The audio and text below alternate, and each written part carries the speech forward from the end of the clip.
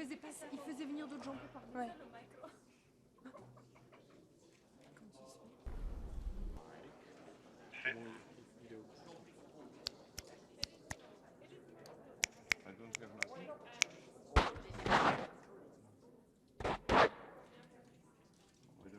Test 1, 3, 4. Coupe le micro. J'ai besoin d'un adaptateur stéréo mono.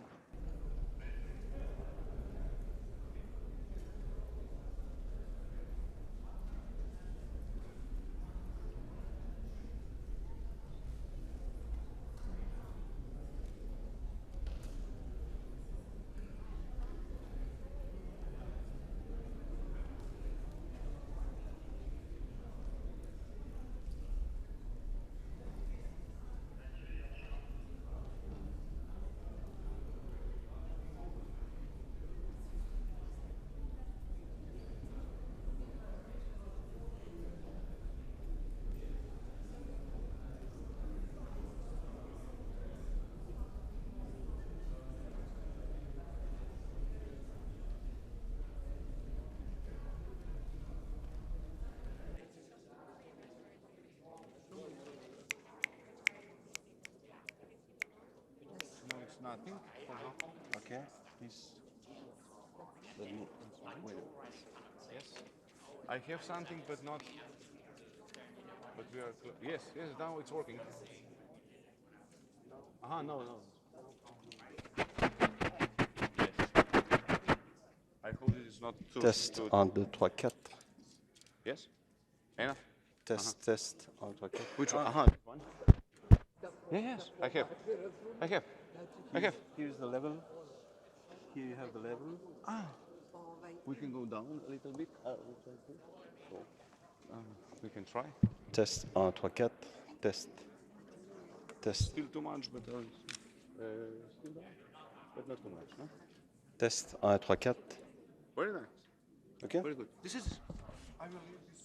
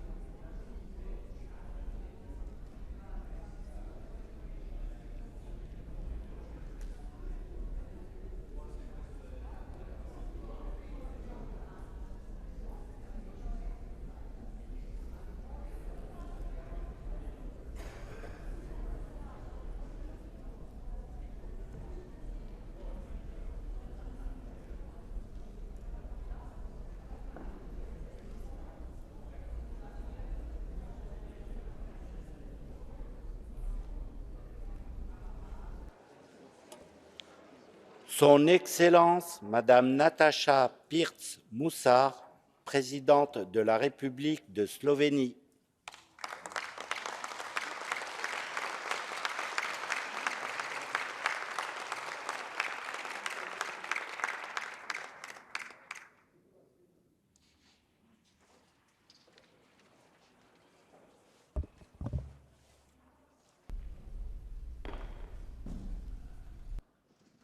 La séance est ouverte.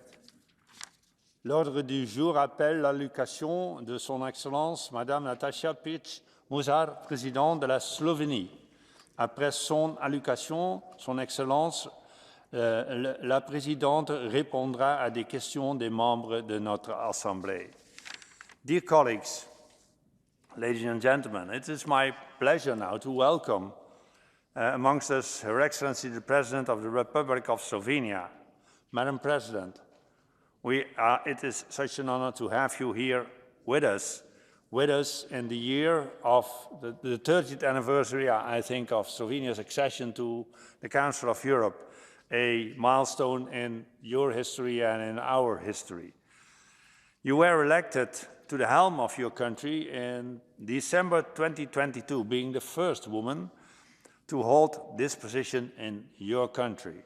And I congratulate you with that, because in many of our countries still something has to develop. During lunch we spoke that we could use a bit more female presidents, not because that's a fair balance, but also it brings a bit more wisdom in the whole of our politics. So great to have you here. At the recent 4th Summit of Heads of State and Government of the Council of Europe in Reykjavik, where you were present together with all your colleagues from our 46 member states, you declared, Madam President, that the utmost has to be done to reverse the backsliding on democracy, the rule of law, human rights and minority rights in our member states, and that full support should be lent to the Council of Europe as our continent's leading and indispensable guardian of legal obligations and shared standards. You also, Madam President, voiced clear support to the right, the fundamental right to a clean and healthy environment as a human right. Everything that you said there in Reykjavik was appreciated very much by us who were also there representing the Parliamentary Assembly, as your remarks were completely in line with the proposals that we, the Assembly, made to the organizers of the summit in the preparation of this most important gathering of heads of states and government. So also thank you very much for these remarks over there. Madam President, now you're here, our honored guest, and we are looking forward to hear your post-summit views on the future of the Council of Europe within the broader European architecture. We know that you have more than exciting ideas on several issues that also this Assembly is most interested in, so we are all looking forward to your speech, and thank you very much for your preparedness to answer questions of the colleagues afterwards. Without further delay, I would like to give you the floor, Madam President.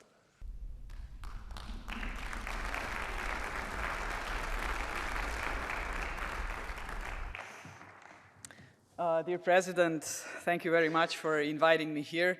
Just regarding, the female presidents, there are only 6 of us in Europe, 29 within the United Nations. So there is still a long way to go for us ladies, but men, you should help us.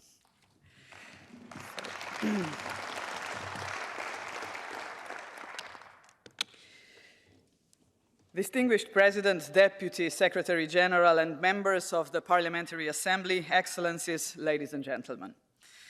Let me begin by expressing my appreciation for giving me the opportunity to discuss the European and global challenges of our time.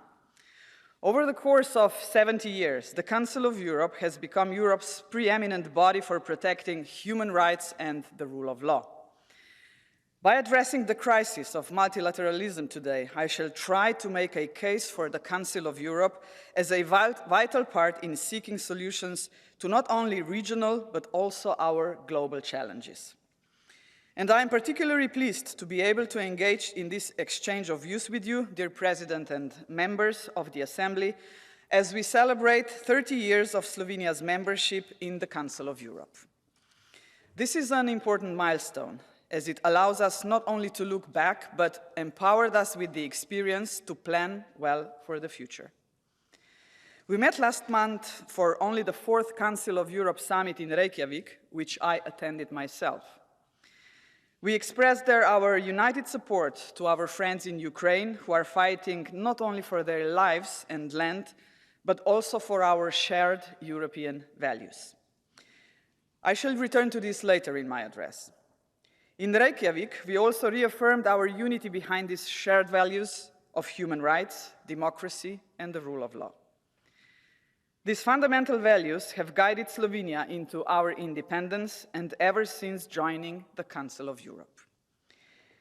You will remember that after declaring our independence, Slovenia was attacked by the then Yugoslavian army and had to fight a war to win its independence.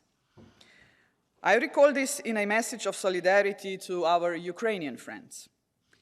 Ex-Yugoslavia lived through its share of bloody wars. In some of its parts, the scars of many such wounds are still cut deep. However, and this is important, the aggressor was defeated and finally we were allowed to breathe freely, liberated of the hegemony of the former Yugoslavia.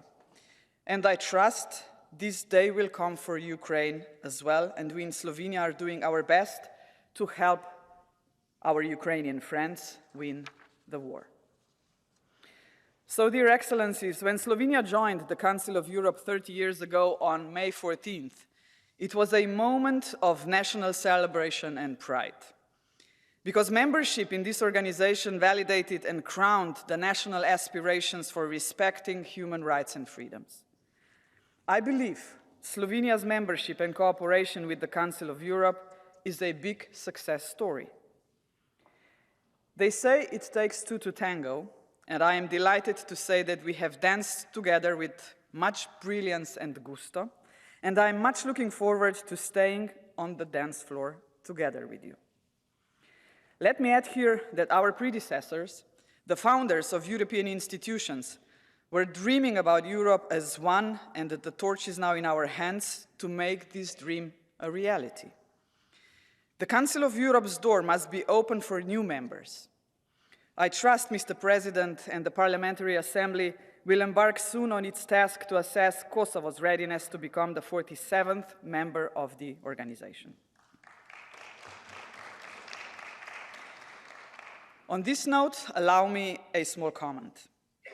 Recent events in both Serbia and Kosovo show how fragile the situation is in this part of the Western Balkan region.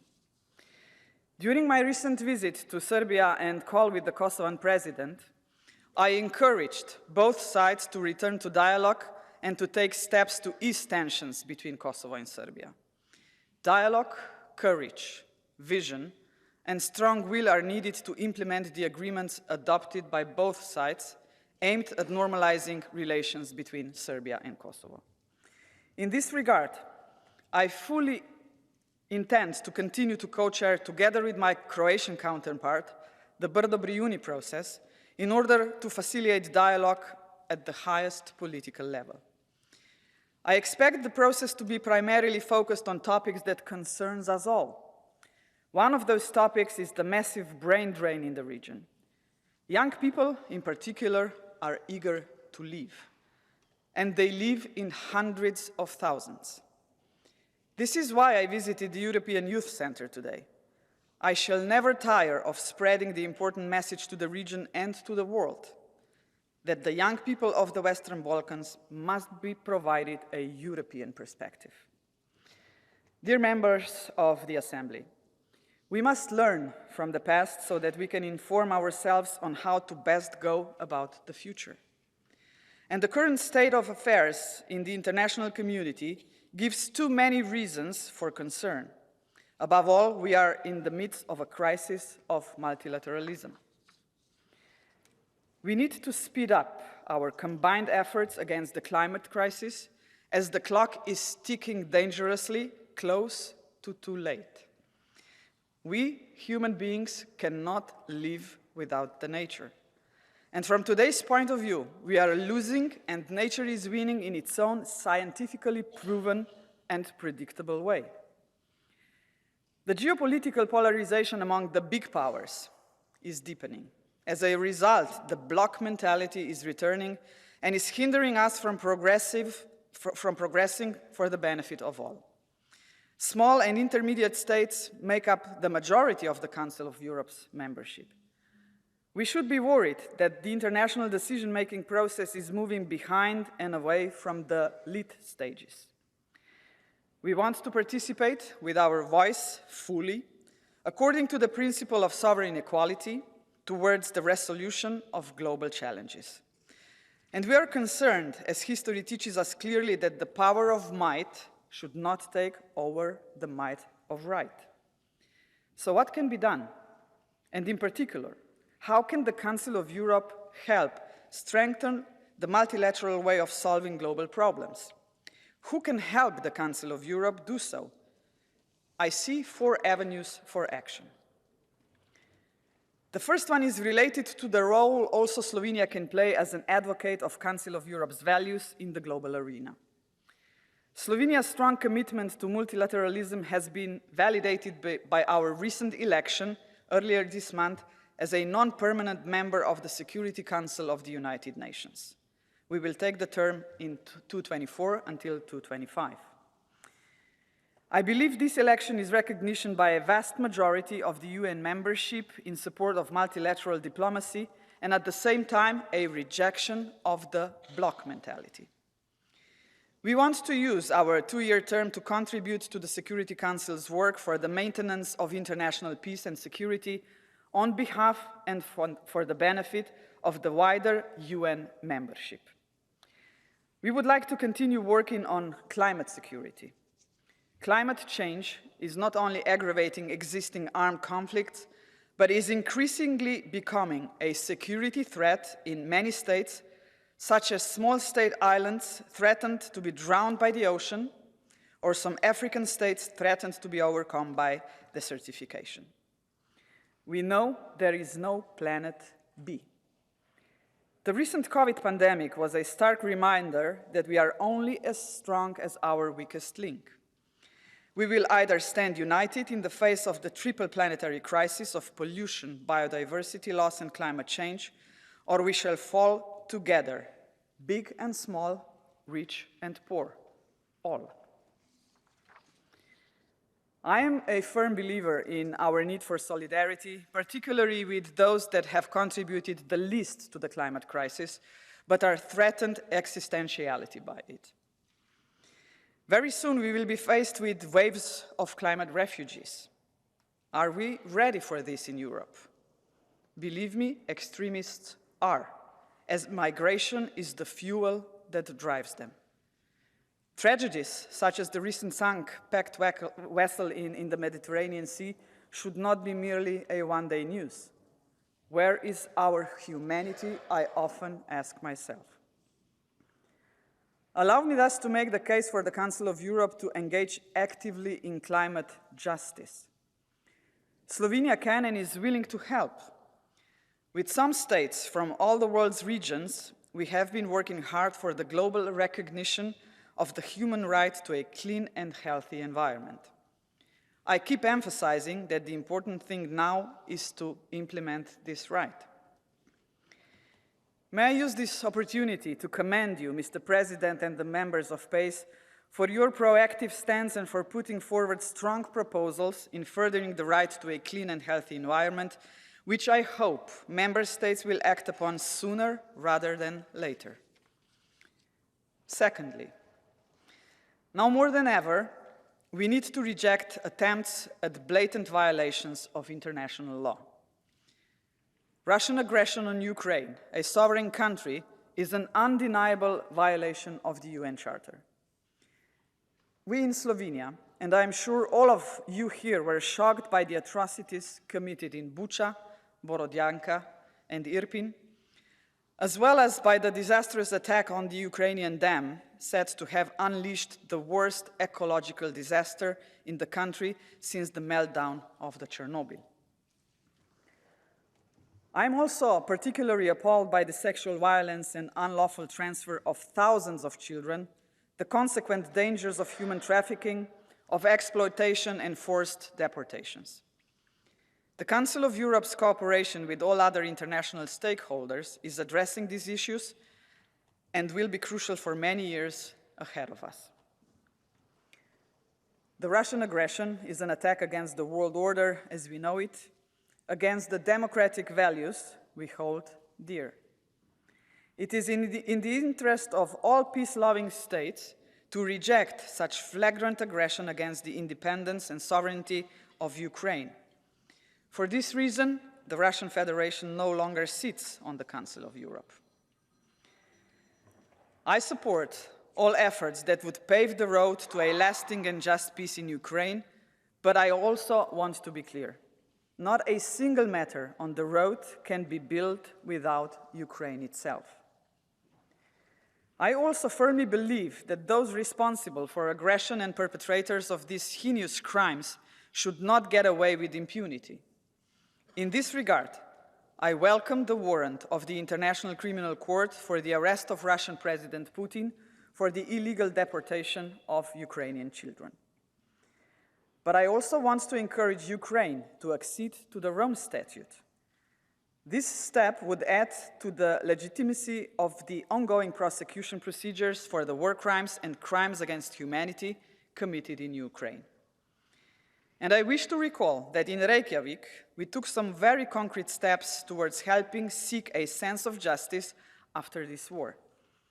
Slovenia joined the register of damage resulting from the Russian aggression against Ukraine immediately after its adoption as a full participant and will participate in the first conference thereon in a couple of days. You may be familiar with the event that is relevant to my discussion here. Parallel to the fourth summit, Slovenia hosted a diplomatic conference for the adoption of the Convention on International Cooperation in the Investigation and Prosecution of Genocide, Crimes against Humanity, War Crimes and Other International Crimes, also named Ljubljana, the Hague Convention. And this is a major step toward enhancing state cooperation in the fight to end impunity for core crimes. The convention will be open for signature early next year. Once in force, it will provide a global legal framework against impunity and for justice for the victims of most serious crimes. Last, but most certainly not least, what happens after the war in Ukraine is important too. Ukraine will go through a massive rebuilding in so many ways, from reconstruction of infrastructure to reconstruction of relation with minorities living in Ukraine. Trust building will be a slow and I know also a painful process. But without trust, we cannot have security. How safe a place is depends on how much people trust each other. I dare say, if that lack of trust, especially between majorities and minorities, in individual member states is not addressed, the risk of conflict, including of a major one, will persist. Thirdly, while I see the UN and the OSCE as a conflict resolution organizations and NATO as a security one, I see the Council of Europe primarily and most importantly as the legal bedrock of Europe. In other words, the Council of Europe is the legal spine that holds the body of Europe upright and functioning. Take away this legal foundation, and Europe, as we know, will collapse. The Council of Europe is also our continent's watchdog on human rights and the rule of law, the two basic tenets of thriving democracies. Council of Europe attractiveness beyond Europe is proven by the accession of a number of non-European states to its legal instruments. This is the best contribution the Council of Europe can make to global governance and the rule of law. I strongly believe that the Council of Europe must remain a global standard bearer in addressing new and evolving human rights challenges. New technologies and artificial intelligence are getting ahead of us, and it is high time for the regulation of their use in a manner that respects human rights.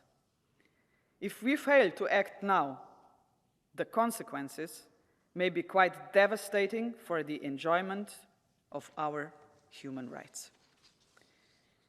Your colleagues in the European Parliament have just given a green light to the EU member states to move forward with the EU Artificial Intelligence Act.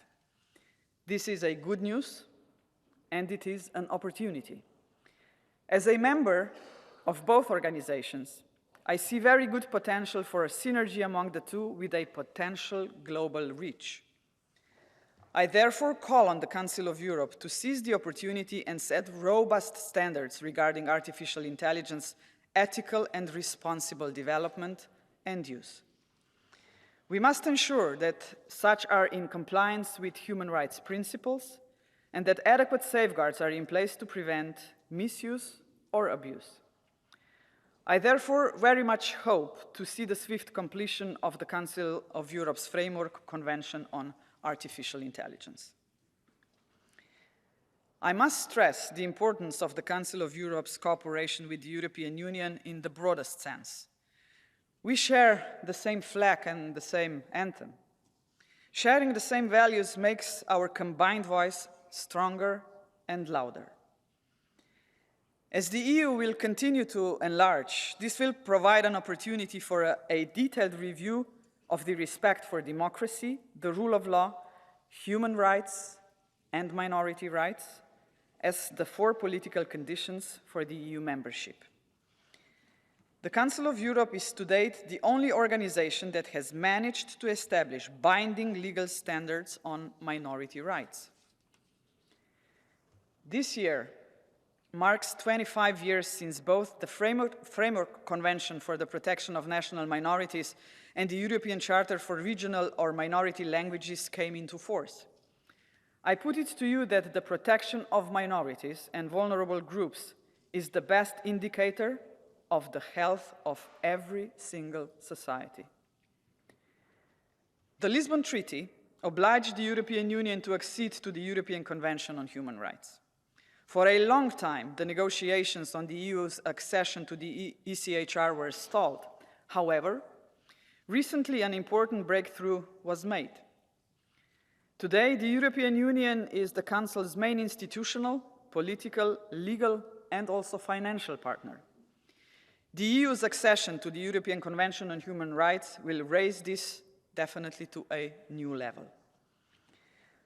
I applaud the EU's recent accession to the Istanbul Convention. Violence against women and domestic violence are unacceptable phenomena in all our countries. The Istanbul Convention is a catalyst of positive development regionally and is an internationally recognized instrument in our efforts towards global standards in fighting violence against women and domestic violence. We can observe an improvement in the effective implementation of the Convention standards, even if the progress is slow. We cannot deny that the Convention standards help improve lives of many women in Europe and indeed also around the world. I very much hope that the EU's accession will encourage those states still hesitant to get ahead and ratify this convention. Widening the circle of state parties will strengthen our fight against this particularly appalling form of violence hidden behind the closed doors. With this, as with other human rights violations, the Council of Europe monitoring bodies offer us, states, their expert and independent advice, both in helping us spot such violations in a timely manner and how to best resolve them. And this brings me to the fourth and final point regarding the Council of Europe's role in the global multilateral architecture. Here I want to make a case for the Council of Europe as an irreplaceable and critical part of the overall multilateral architecture. We are observing the widespread backsliding of democracy, the rise of human rights violations, and the weakening of the rule of law and democratic institutions in Europe and elsewhere. We thought this phenomenon belonged to the past. On the contrary, populism is on the rise in Europe, questioning achievements reached in gender equality and spurring homophobia. we can see how the politicians targeting the LGBTIQ+ is translating into very concrete hostile acts against members of this community. The Council of Europe's legal regime is an important part of the European stability. By its open instruments, it also is an important contribution to the international rule of law. Later this year, we will be celebrating the 75th anniversary of the Universal Declaration of Human Rights. This is perhaps the best legacy the United Nations has given to humanity in the aftermath of the Second World War, the universality of human rights. Time has more than validated the Universal Declaration, as well as that of its other European daughter, the European Convention on Human Rights. Human rights and the rule of law are best invention of us humans against the Hobbesian rule of homo homini lupus. These values, in fact, hold together our multilateral system, and they are essential for its survival into the future. If you take human rights and the rule of law out of the multilateral equation, ladies and gentlemen, we are back to the future and to the land and resources grab. Dear members of the Assembly, you carry the most important responsibility in the elections of new judges of the European Court of Human Rights. I appeal to you to choose the best possible candidates. And in doing so, please do not be shy from choosing excellent female candidates, as the court's gender balance is still lacking. Now turning to us, member states. The most critical obligation that all our states share is the full and timely implementations of the court's judgments. This is the very basis of the rule of law and thus an absolute obligation. I must observe that the growing trend of non-execution of the court's judgments is deeply concerning and it is unacceptable. The rules apply to all of us equally. This is an area where there should be no backsliding. In summing up, Mr. President, members of the Parliamentary Assembly, I see diversity and respect for all individuals and communities as this is the essence of our European way of life. As I remarked in the beginning, that's exactly what we were fighting for all these years, also leading to our independence. That is what the universality of human rights is all about. We all have human rights. I believe we need more multilateralism nowadays, certainly not less.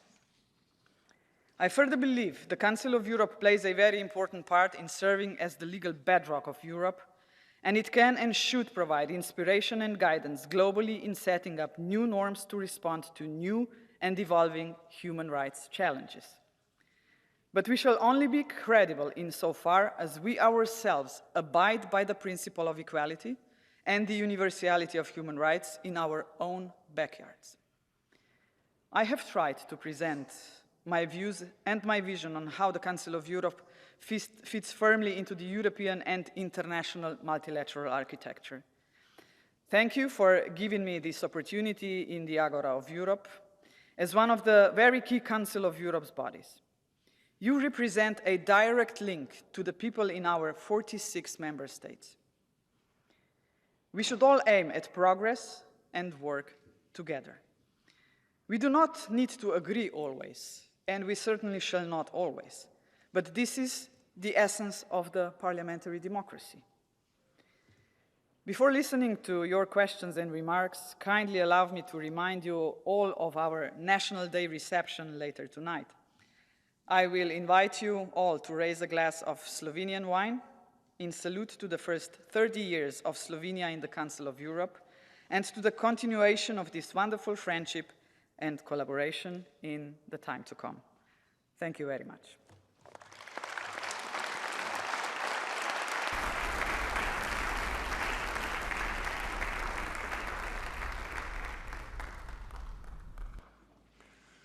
Madam President, today here in France, it's the day of the Fête de la Musique. And I think that much of what you said did sound like music in the ears of our assembly, because the texts are rather, they suit rather well in the report that we wrote during the preparation of the fourth summit. But as we are politicians, we always have something to add, and you will see that when our colleagues now are given the floor to ask questions to you. We first will take 5 questions from the political groups, on behalf of the political groups, and then we see how far we can go with the rest of the speakers list. I remind everybody that you have 30 seconds to ask the question, not make a speech, and not to make more questions in one question. I see someone smiling who is aware that this is now the rule. First in the debate, I call George Folks, Mr. George Folks. He's from the United Kingdom and he speaks on behalf of the group of the Socialists, Democrats and Greens. George. Can I first thank you, Madam President, for a really positive and encouraging speech. And since I know you, like us, are concerned about media freedom and the safety of journalists, and I know you will have concern about the strategic lawsuits against public participation, commonly known as SLAPs, which enable wealthy people to silence journalists, wealthy people including Russian oligarchs, and that is undermining our democratic institutions. Can you tell us what you as President and the influence that you can use on other countries can do to try and get some action in relation to this? Thank you, George. Madam President. It's working? Yes. Okay, thank you. Thank you very much. Being a former journalist, you have to believe me that journalism is so deeply inside my heart that whenever I see the erosion of the freedom of expression, my heart is bleeding. SLAPs are something that we have to fight against, and I know that the Council of Europe is preparing something to help the journalists who are affected by the SLAPs lawsuits. Even in Slovenia we have one case, so no country is immune to that. But regarding freedom of the media, freedom of expression, I'm pretty sure that all of us are aware that there is no democracy without freedom of speech. We can see in so many countries the erosion of democracy because the media became the servant of different political parties. This is something that I do not like, and I do not believe in the media environment like that. Even in Slovenia, you know, we have something to talk and discuss. I would like to ask you, especially be careful when we are discussing the national public broadcasting system. This is the core of the media freedom and expression. For example, you know, in my country now, the national broadcasting system is affected by the previous government still. You can ruin the national broadcasting system in 1 or 2 years, but it will take 10 years to rebuild it back. And this is not okay. And just one more example. In my country, we had a debate that on the national broadcasting system, we have to have one program for the left-wing parties, and then we have to have one program for the right-wing parties. This is not the right way to do it. This was, you know, a test in Italy, Rai Uno and Rai Due in the 70s. It didn't work out. If you have 2 bubbles, people will only listen to the program of their political party and they will not get the information from the other bubble. This is certainly not in the public interest. And for God's sake, what I'm saying also in my country, politicians give hands out of the media, away from the media. If you are going to influence the media only with your political agendas, this is not good for the society as a whole. It may work on a short period of time, but it will never work for the longer period of time. So in Council of Europe, please do whatever you can to help to protect media freedom, freedom of expression. What can I add here? You know, maybe just briefly, I understand media really well because I worked as a journalist for 12 years. And when I studied media in United Kingdom at Salford University, Your Excellency, the first sentence which was drafted on the blackboard was, what's the difference between public television and private television? Private television makes the program to get the money, and public television gets the money to make the program. So that's the core difference. And the thin line, you know, between the interest of the public and public interest is something that the serious established media should never cross. Once you go into the paparazzi, yellow, gossiping part, you write something what is in the interest of the public, and this is not a public interest. It's a lot responsibility also on the media itself. If we see sometimes media as a problem, I often say that the media should be part of the solution as well. Thank you. Thank you, Madam President. I saw Lord Foulkes smile, so that means that you probably have pleased him with your answer, but the applause shows that you have pleased more people. Let's see whether you can do that with the next question. It comes from Madam Lisa Jasko from Ukraine, and Lisa is going to ask her question on behalf of the European People's Party. Lisa? Dear President, I want to thank you for standing together with Ukrainian women and Ukrainian children. For me, it's very important that you raise this. But I also want to ask you as a woman also to help us not only to return our children back, but also our men who are currently war prisoners or political prisoners. And I also want to ask especially to help to bring Ukrainian citizen, the former president of Georgia, Mikhail Saakashvili, back to Ukraine, who is illegally currently imprisoned in Georgia in very bad health condition. And my question is about the policies of the EU that could be implemented urgently to help us to fight the foreign intervention of disinformation. I believe we need these policies very urgently, and there is some work being done. What would be your answer to that? Thank you. Thank you, Lisa. Madam President.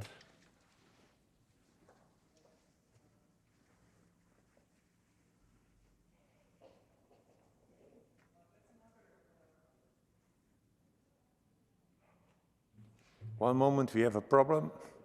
Houston, we have a problem. Now it works. Good. Thank you for the question, Your Excellency, Madam from Ukraine. This information is also something which is, you know, sometimes make me awake during the night. When I had a discussion with my colleague Maya Sandu from Moldova, she was telling me how much her country is infected by the disinformation from the Russian side. And it is really very hard to fight against this disinformation. But I think that, despite the fact that, you know, I think that artificial intelligence is sometimes considered a threat, and it is a threat. Artificial intelligence can help fight disinformation heavily. In my country, we do have the Center of Artificial Intelligence under the auspices of UNESCO. And the scientists there are working on, you know, how to fight disinformation with artificial intelligence.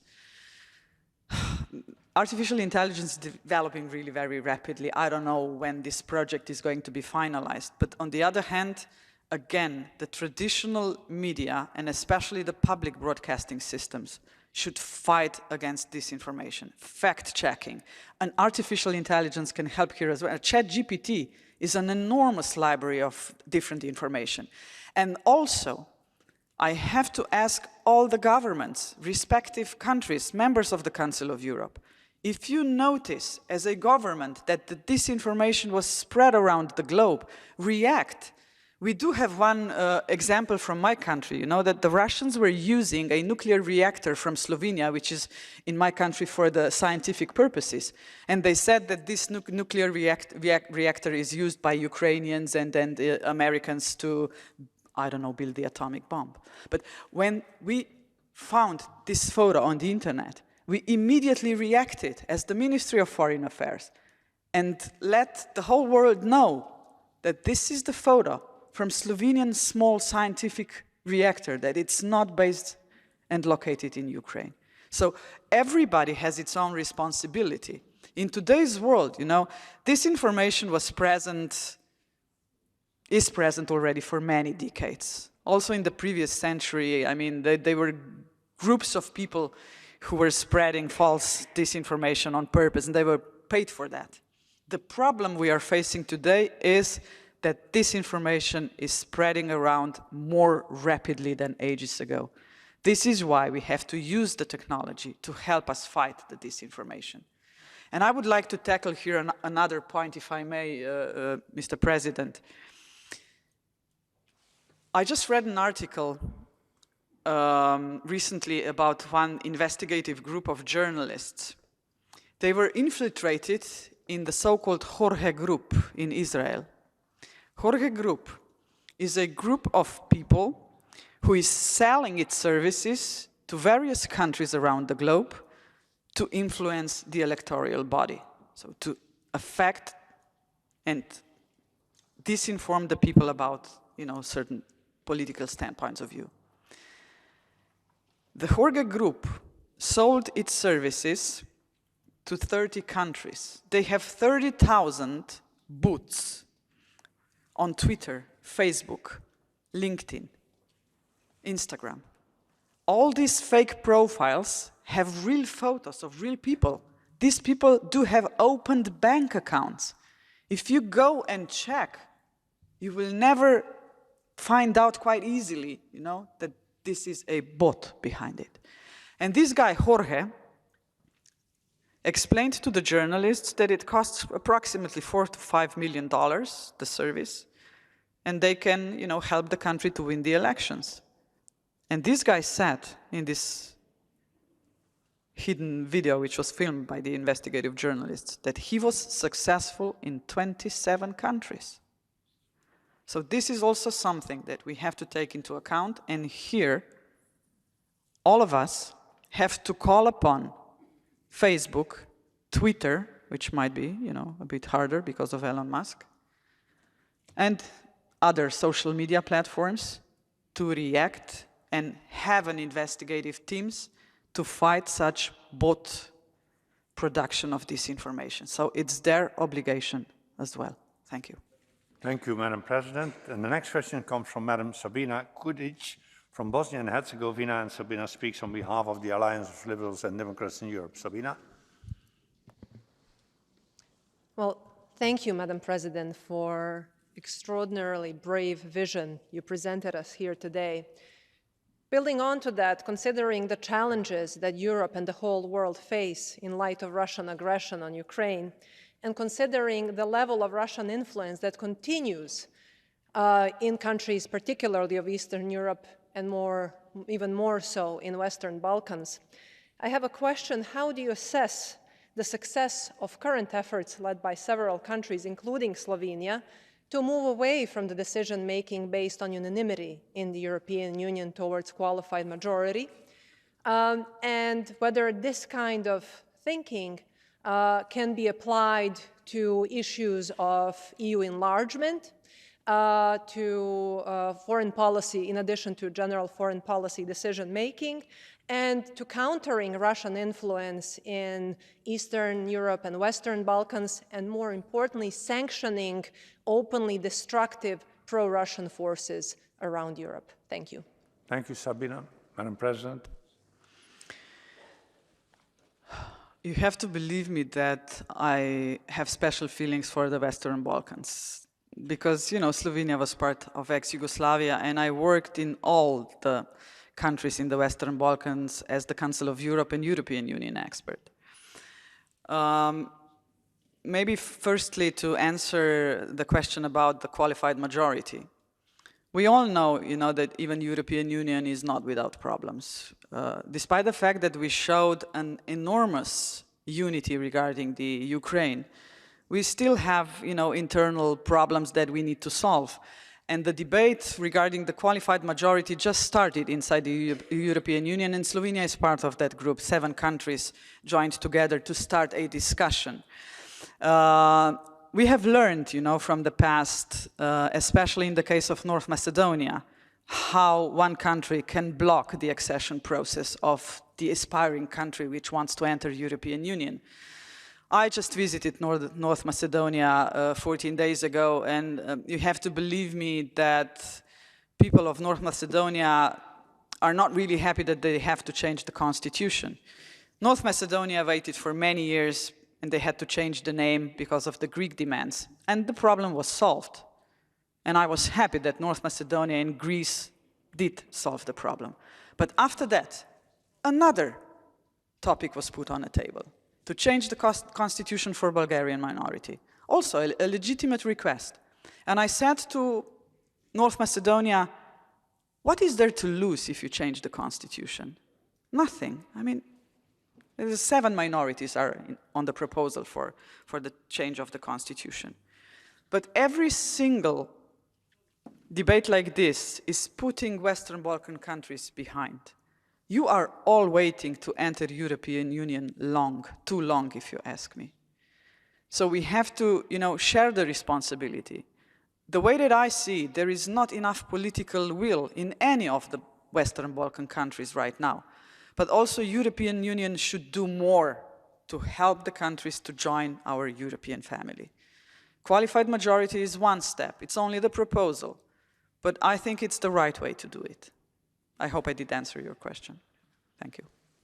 Thank you, Madam President. And the next question comes from Mr. John Howell from the United Kingdom on behalf of the European Conservative Group. John? Thank you very much, Mr. President. And Madam President, can I congratulate you on the clarity of your message?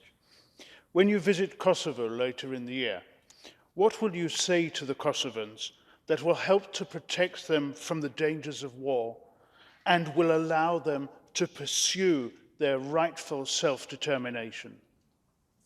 Thank you, John. Madam President. Thank you.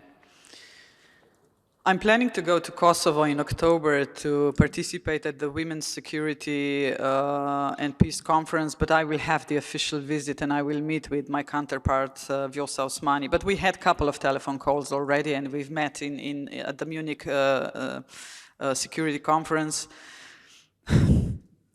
As a woman, as a mother, and as a first-time politician who's not affected with the remains of the past too heavily, I see the solution in the Western Balkan, and there's only one way. It's a dialogue, dialogue, and dialogue. If they stop talking to each other, there will be no light at the end of the tunnel. And I am passing this message to Pristina, to Belgrade, to Sarajevo, to all the countries where, there are tensions between ethnic groups. As I said in my speech, that it takes 2 to tango, this is also the case in Belgrade and in Pristina. If we are going to listen hostile dialogue and words from both sides, this is not going to bring a solution to the problem. Definitely not. In Serbia, I asked President Vučić when I had a discussion with him, please do not use hostile words. Please do not. But if we go to Kosovo, as a lawyer, I always believe in pacta sunt servanda.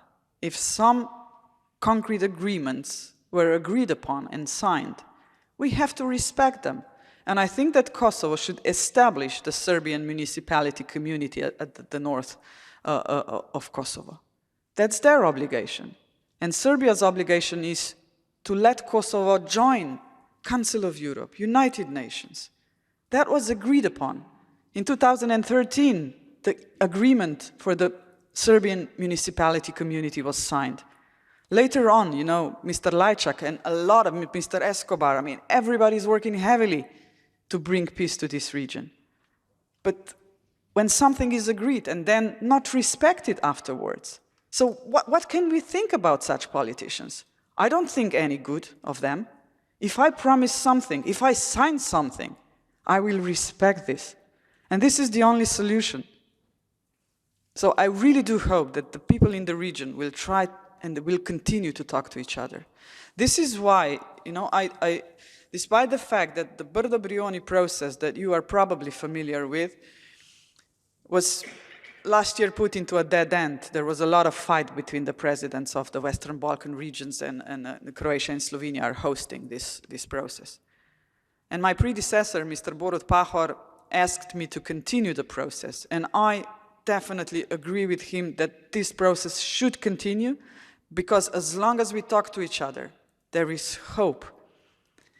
And I suggested for this year's Bardobrioni process, which is going to be hosted in North Macedonia, that we go away of the hot daily political issues.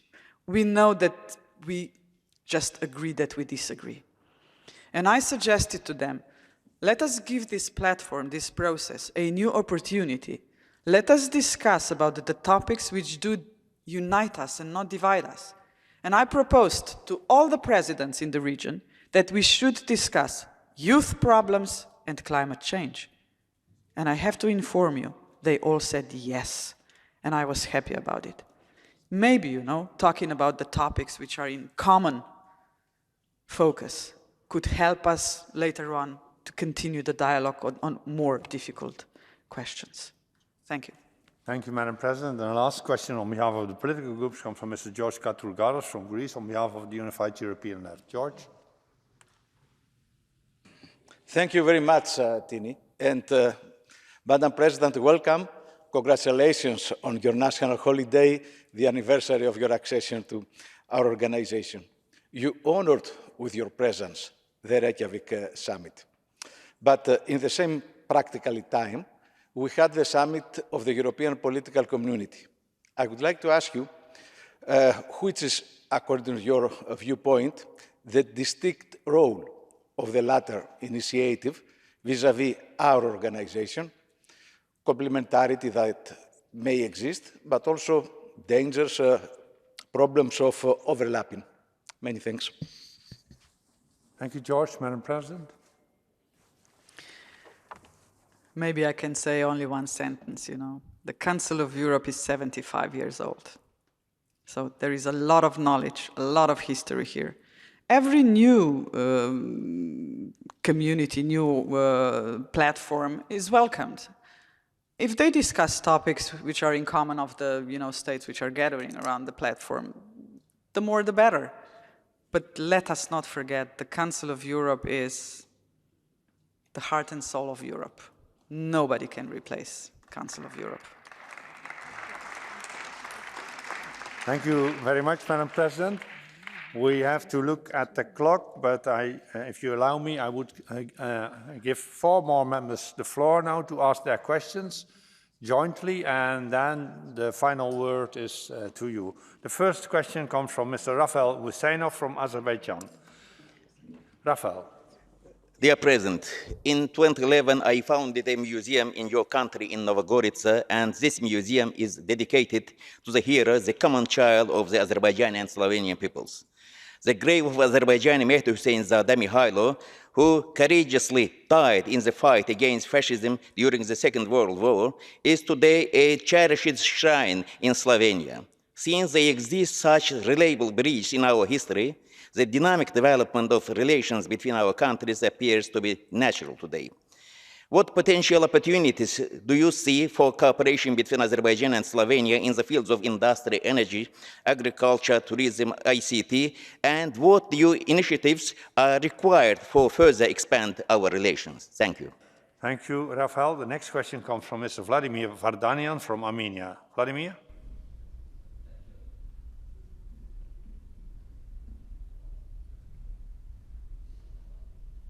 Your microphone again.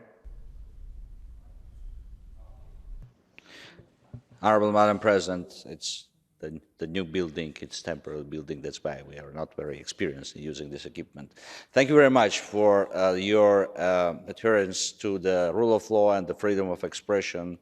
And in digital era, it's very easy to find any kind of information, but I would like to ask you the following issue: how we should react in the cases of manipulation of information in Facebook and social media. Because if we are comparing the situation which we have now with the 19th century, we see that the beginning of the 20th century, we see the situation where in one day a person from hero may become an evil, and from evil to become a hero. And what is the Slovenian approach to this issue, and what is the role of the Council of Europe? What should we do in this approach, and how to combat, for example, the wide usage of spyware, Pegasus, and so on in our reality? Thank you so much. Thank you, Vladimir. And the next question comes from Madam Katalin Söber from Hungary. Katalin? Merci, Monsieur le Président. Madame la Présidente, la Slovénie est partie à la fois à la Convention cadre et à la Carte des langues. Que pensez-vous des récentes tendances négatives dans l'approche des défis auxquels les minorités nationales traditionnelles sont confrontées en Europe? Comment pourrions-nous soutenir politiquement l'intégration systématique des arrêts de la Cour européenne des droits de l'homme dans les processus de suivi et de ces conventions de grande importance? Merci.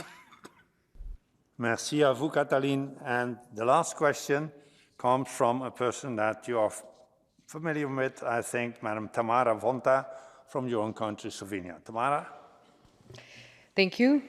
Madam President, thank you for calling upon the Council of Europe to pursue an ambitious framework convention on artificial intelligence and human rights. As we all know, AI has become a determining factor for the future of humanity, as it continues to substantially transform our lives and lives of our society. Could you please elaborate on some basic goals such a new instrument should pursue in your view? Thank you. Thank you very much, Tamara. Madam President, you have heard that even in 30 seconds we can ask quite a lot of questions. You could now start with the challenge to answer them, and you have the final say. I have, what, 5 minutes? Yeah? Okay. I'll be brief. The first question regarding the Azerbaijan partisan Mihailo, who died during the Second World War. I have to assure you that this is a place of friendship between Slovenia and Azerbaijan. There is a monument there that Slovenia is taking care of, and I am really happy, you know, that such events from our past can boost the friendship between the countries. You asked me for the opportunity for further expansion of the business cooperation. I mean, I'm the President of the Republic, maybe this is more the question for the Prime Minister, but I often say it's never so good that it cannot be even better. And I think that sometimes even my country is closing itself to a European Union bubble, you know, but the world is wide and big. We have to expand the friendship and the cooperation to other countries as well. And I'm pretty sure that Azerbaijan has a lot to offer, and Slovenia has a lot to offer to Azerbaijan as well. The second question from Armenia, social media and approach of Slovenia towards hate speech and disinformation. I think I did answer this in my first part already, but I strongly believe that self-regulation is the first step of the social media. So if the big giants are going to self-regulate themselves, that's the first step. European Union tried to boost the self-regulation process, but Facebook and Twitter, I think they left out this self-regulation platform, which is of course not okay. And if the self-regulation doesn't work, then the real regulation has to step in. And the Digital Service Act of European Union is one huge step forward to regulate, the gatekeepers of the social media. So hate speech and disinformation are never going to go away. They will always be present here, so we have to be aware of that fact. But as I said, everybody needs to do its own job and then try to minimize the damages and dangers behind the spreading of disinformation and hate speech especially. Question number 3, Hungary, Slovenia and national minorities and the execution of judgments. In my speech, you heard how much I believe that minority rights are the, key to all the human rights in every single respective country. We have to be aware there is practically no country in the world where there were not at least 1 or 2 ethnic minorities. not a single country in the world, as far as I know, is ethically clean. So minority rights are something that is protecting, the peace and stability in every single country. But I would like to say something as a lawyer. Every single country in the world, and especially in the Council of Europe, countries of members of the Council of Europe, where I mentioned the convention, should be aware that dealing with minorities in every single country is a domestic affair. Other neighboring countries are not to interfere. Please do not forget this. This is really, really very important. Thank you. Regarding the execution of judgments, if we, members of the Council of Europe, are not going to respect European Court on Human Rights judgment, what is there left for us? Why are we in the Council of Europe, if not for the protection of human rights and the rule of law? And European Court on Human Rights is the only body which can put a mirror in front of us and tell us what we are doing wrong. A couple of years ago, Slovenia had a backlog of 300 judgments that were not executed in my own country. Today, there are only 5 left, and we are on the 4th place among 47 member states regarding the execution of judgments. And I would appeal, to all of you, execute the judgments, because this is the core of our values and democracy. If we are not going to do this, the Council of Europe is losing its vision, its power, and its goal. And this is, the case which goes for every single country. Turkey, we're not going to mention the case everybody is well aware of. So I think that Council of Europe should invent a kind of a mechanism which will persuade the member states to execute the judgments. I do not have a magic ball in front of me here, but in European Union, and all 27 member states are aware of that, is the European Execution Order. So is there another convention needed in the Council of Europe to persuade the members to execute the judgments? The way it is now, it's not okay. I think we can all agree on that. So we should find a mechanism which would persuade the member states to execute the judgments. And I strongly believe that the European Court on Human Rights is one of the best courts in the world, other international courts. The judgments are really, as a lawyer, I can read them as a novel in the evenings. And it's really, they are showing us what democracy and human rights are all about. And let's listen to the judges. Number 4, my colleague from Slovenia asked me about the artificial intelligence and future of humanity basic goals of regulation. When I lecture to the students on computer faculties, there is one sentence I always say to them: artificial intelligence is going to be only as ethical as people who are building it. And even the regulators, we have to remember that. Big tech companies are now warning us that the regulation is needed. Big tech companies from the United States of America who are not keen on regulation, but they are asking us to regulate. European Union and Council of Europe are the leading 2 multilateral bodies inside, with the regulation of high tech. I'm so often so proud to be a European, to spread the virus of regulation which is changing the world. For example, the Convention 108+. I am really asking you to ratify it. Slovenia just passed the ratification yesterday to the General Secretary of the Council of Europe as the number 26, I think. Yeah? 38 is the threshold that the Convention 108+ is going to be put into force. And I think, that every single development of modern technologies is bringing a lot of good to humanity, but it's also bringing a lot of bad things to humanity. And because of the bad things, the bad part of artificial intelligence, we need regulation. And the European Union is now leading, and I think that Council of Europe should not be left behind.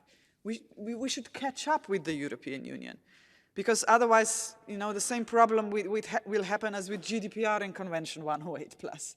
GDPR was there, and then 108+ needed to be adapted to the European Union perspective. And artificial intelligence really needs to be regulated. For example, the most important part of the new artificial intelligence regulation of European Union is artificial intelligence should not be used for the public places.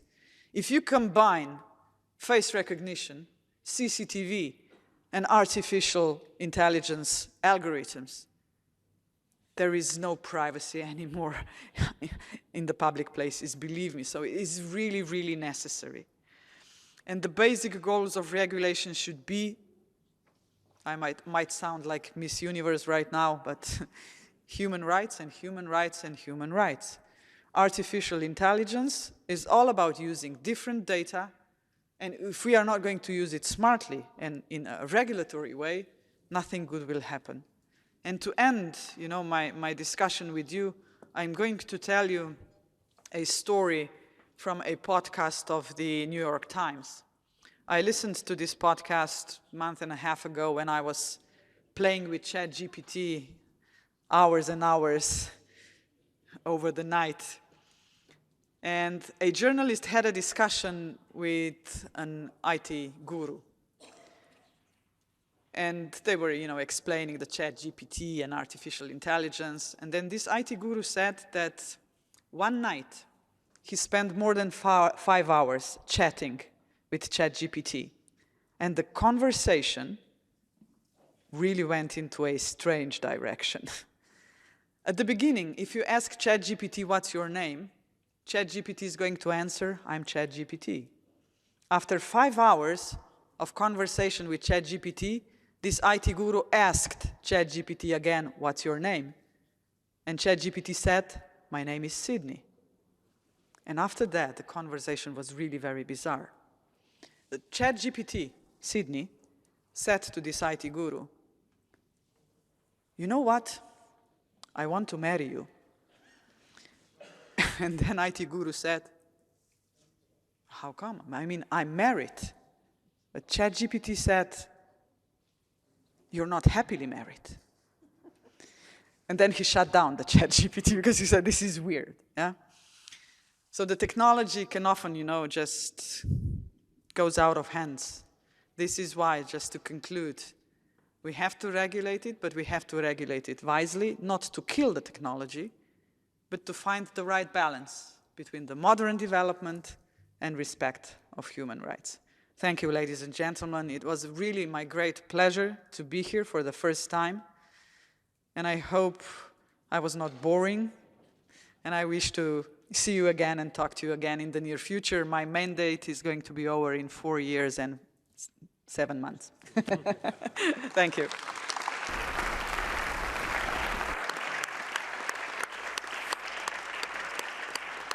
Thank you very much, Madam President, and I can say on behalf of the whole Assembly, you were not boring. You were not boring at all. We were listening very carefully, and thank you very much for giving your ideas about the post-Reykjavik period and your answers to your more than in-depth answers to the many questions that we did pose to you. We wish you well and hope to see you again. Your mandate is still going on. Thank you very much, Madam President.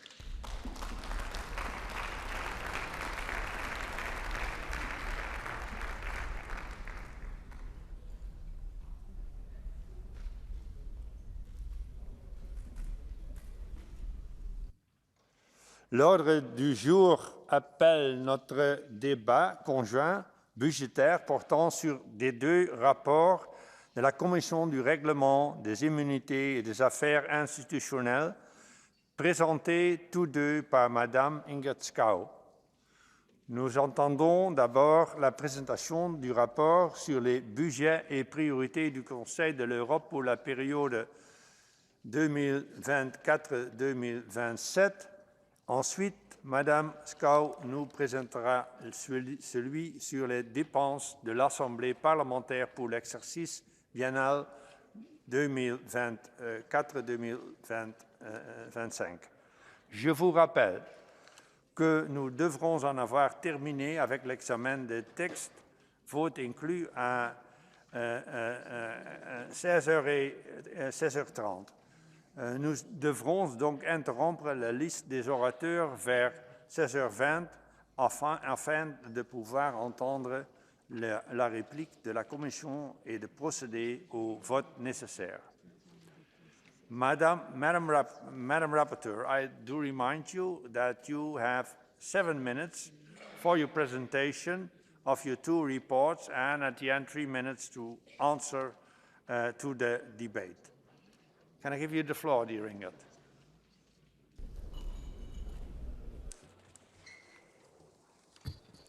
Thank you, Mr. President and colleagues.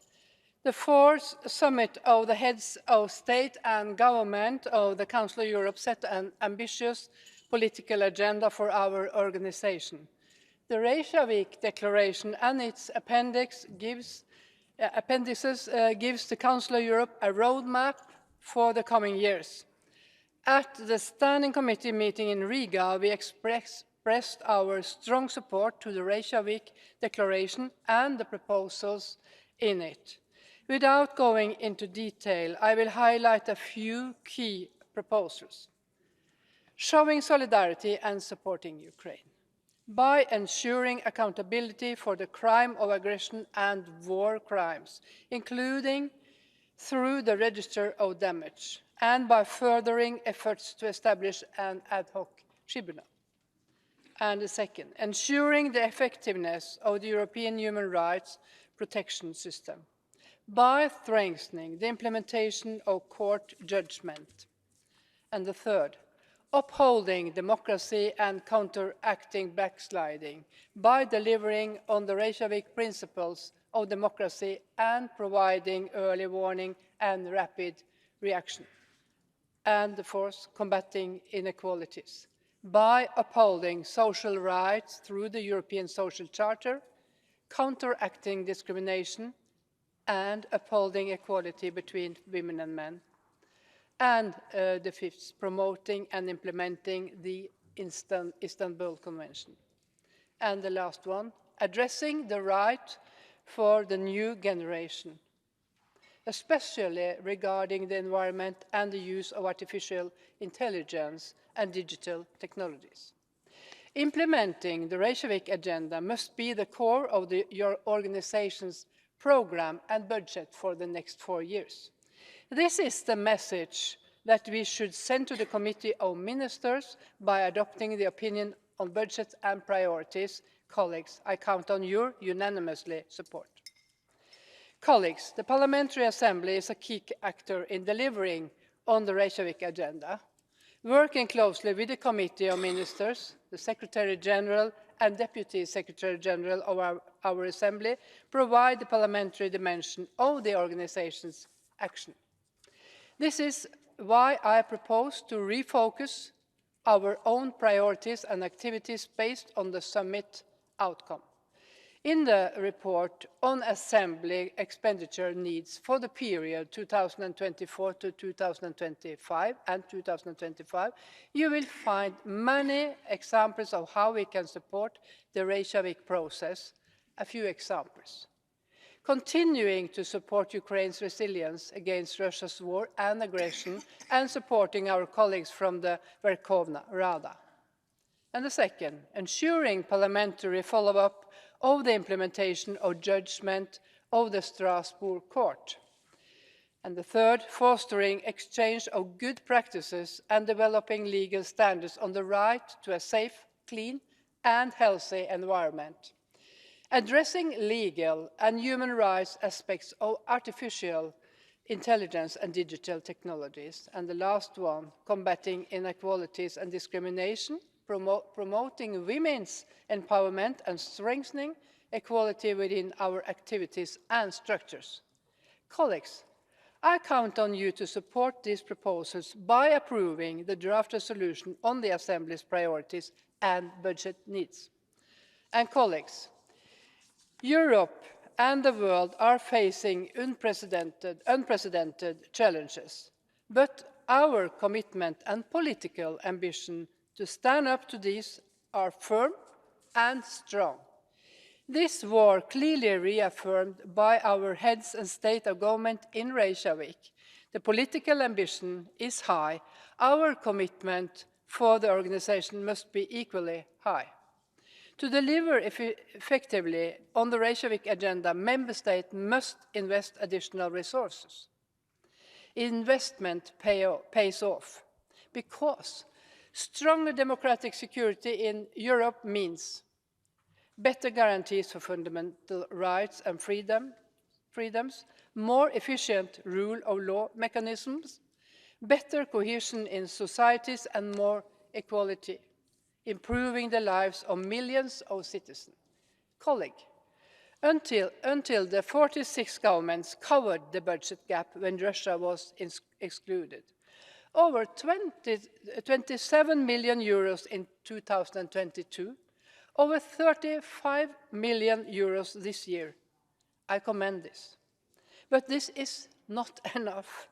The implementation of new priorities calls for a stronger financial effort. It calls for investment. Our governments and parliaments must go over and above zero real growth for the 2024 to 2027 budget. But the organization also needs structural reinforcements in the court and the execution mechanism, in our independent advisory and monitoring bodies, in our expert bodies dealing with rights for the new generation, addressing climate change and human rights in the digital world.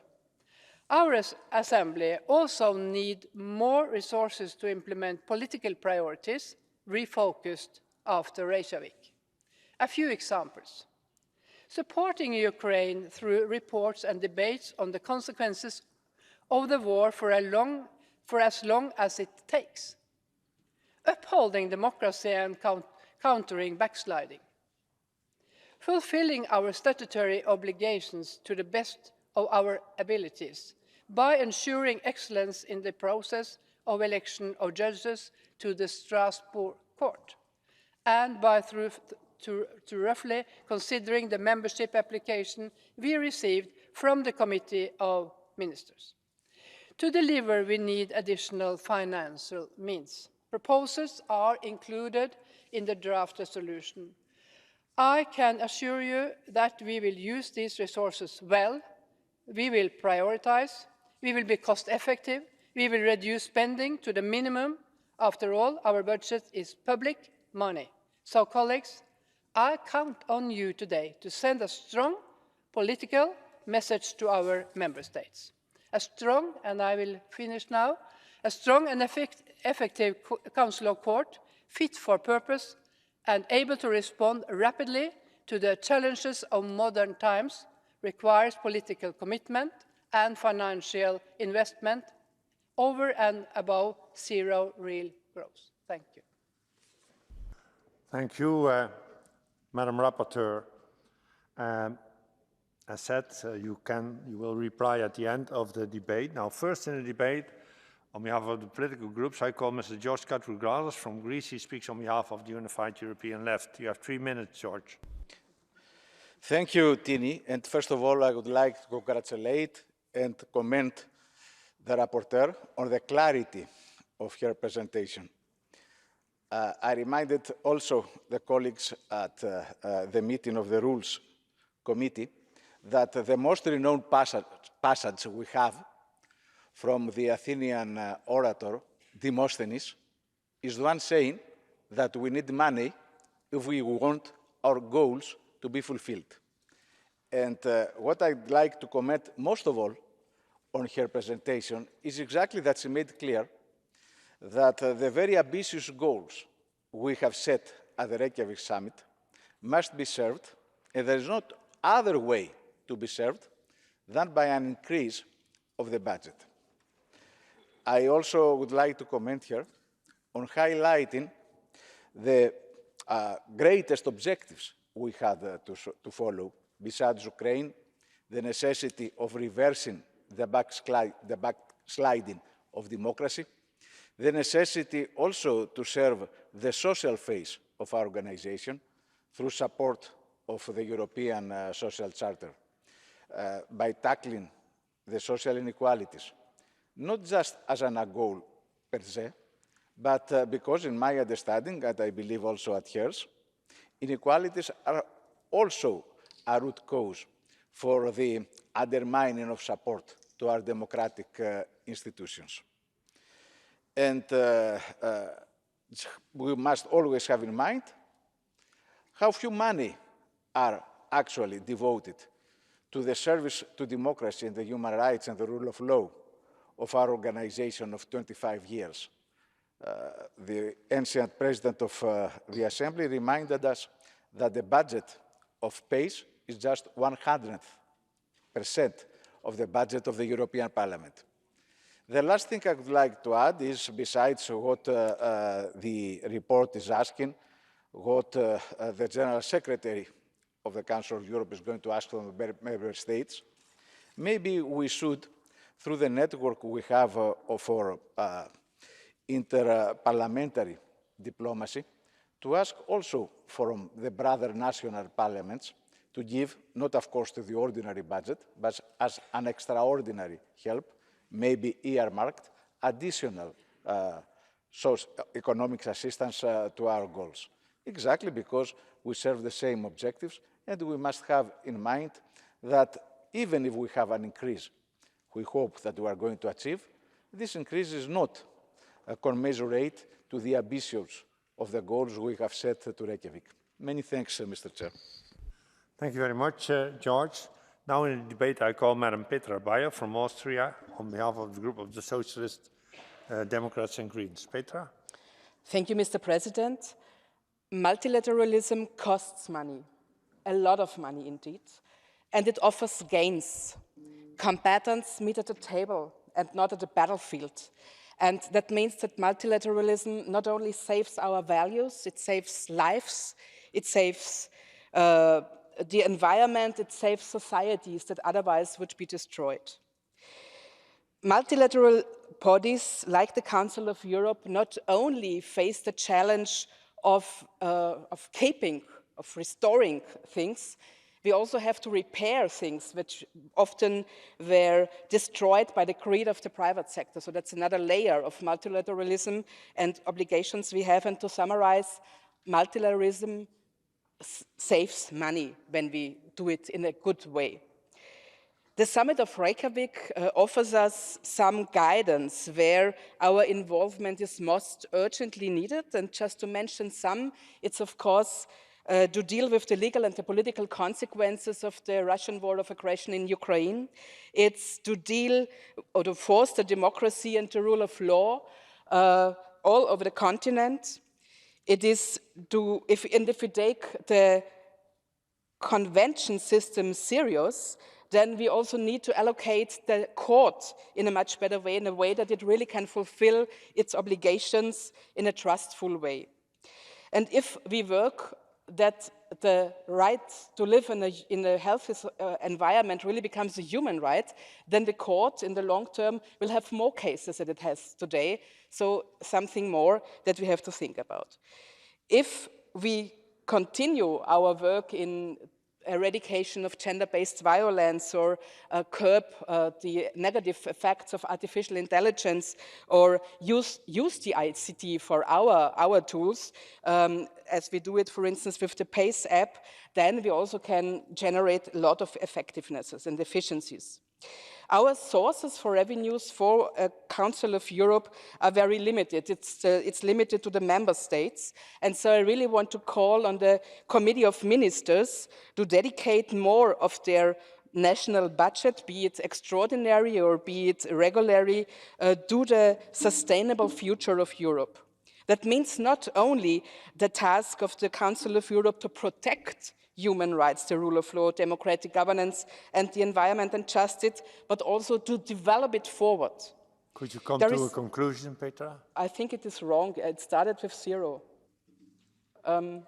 So, yeah. Okay, sorry. Yeah. Please continue. And there is no doubt that in this whole interplay of the Council of Europe, the Parliamentary Assembly has to play a crucial role when we want people of Europe being our allies in our common struggle for a sustainable future. For a successful way into a sustainable future, we will not only need more money, we will also need more new tools, how to allocate and spending our assets. That means, for instance, gender budgeting, which is the state of the art and which is also in line when we want to foster gender equality in all our institutions. Assessments on the impact of our political activities should be used to see whether we really meet the goals, the sustainable development goals, which is also in line with a result-oriented approach. Accountability and transparency must be implicities. So to come to an end, when we take multilateralism serious, also money-wise, we will save lives, the environment, social coherence, and ensure a common good future for everybody by taking global responsibility. We made significant reforms and have plans for new ones to increase the efficiency of the Council of Europe and of the Parliamentary Assembly in particular, and we need the financial equipment to fulfill all our democratic duties. Thank you very much. Thank you very much, Petra. Sorry for the misunderstanding. I hope that the clock is now going to function properly. Next in the debate, I call Madam Lisa Jasko from Ukraine on behalf of the European People's Party. Lisa? Dear colleagues, dear rapporteur, I want to congratulate everyone that we are finally moving. You know, in this hall and in other halls, we were calling that we need reforms of this organization, that we need fresh purpose, and this session, at least for me, what I hear and what I feel, that finally there is a fresh understanding of our purpose, and that priorities that were outlined in Reykjavik Summit, they speak on behalf of themselves, because now we clearly see what this organization should be dealing with in the next years. And of course, I'm delighted to know that all that reflects the pain of Ukrainian people is also one of the priorities here in this organization. I'm talking now about Ukrainian children, I'm talking now about Ukraine recovery, I'm talking now about creating a special registry for compensation. It's incredibly important for us. And I want to ask you to think why we are all doing it. And yes, there is gratitude from us, from Ukrainian people, but I want you also to think why it is important for you. And you know, when people ask me why shall we care and support Ukraine more and more, I always say, because it's not only about Ukraine, it's about the future of your country, of your family, of your children, of your environment. And when we know that this organization cares about values, it cares about these priorities, we have more peace in our minds, that we know that the future will bring what we want and that we will have tools to protect it. And I'm very happy that we finally are having different conversations on what tools we actually can use to promote this peace and these priorities. One thing that I want to mention and also to ask all of you is to do more promotion of the idea of the Council of Europe in the member states, because not everyone knows what the Council of Europe is about and why do we need this organization.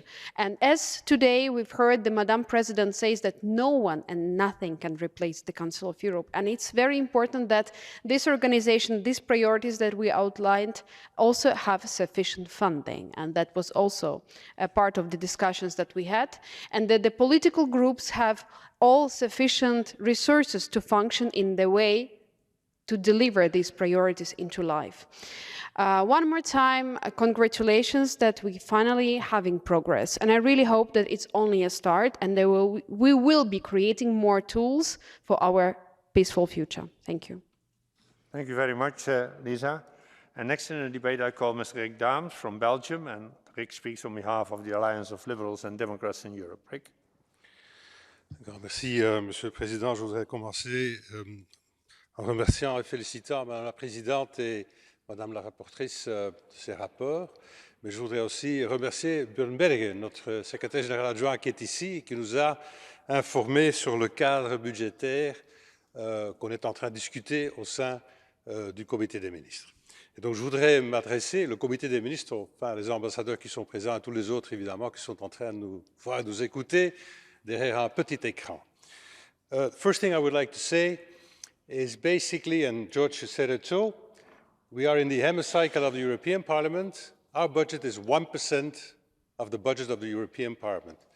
To put it in an American way, that's 1 cent on the dollar.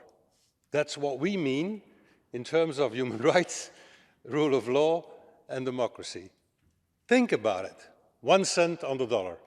So this is a message to the Committee of Ministers and, of course, to those who need to negotiate it.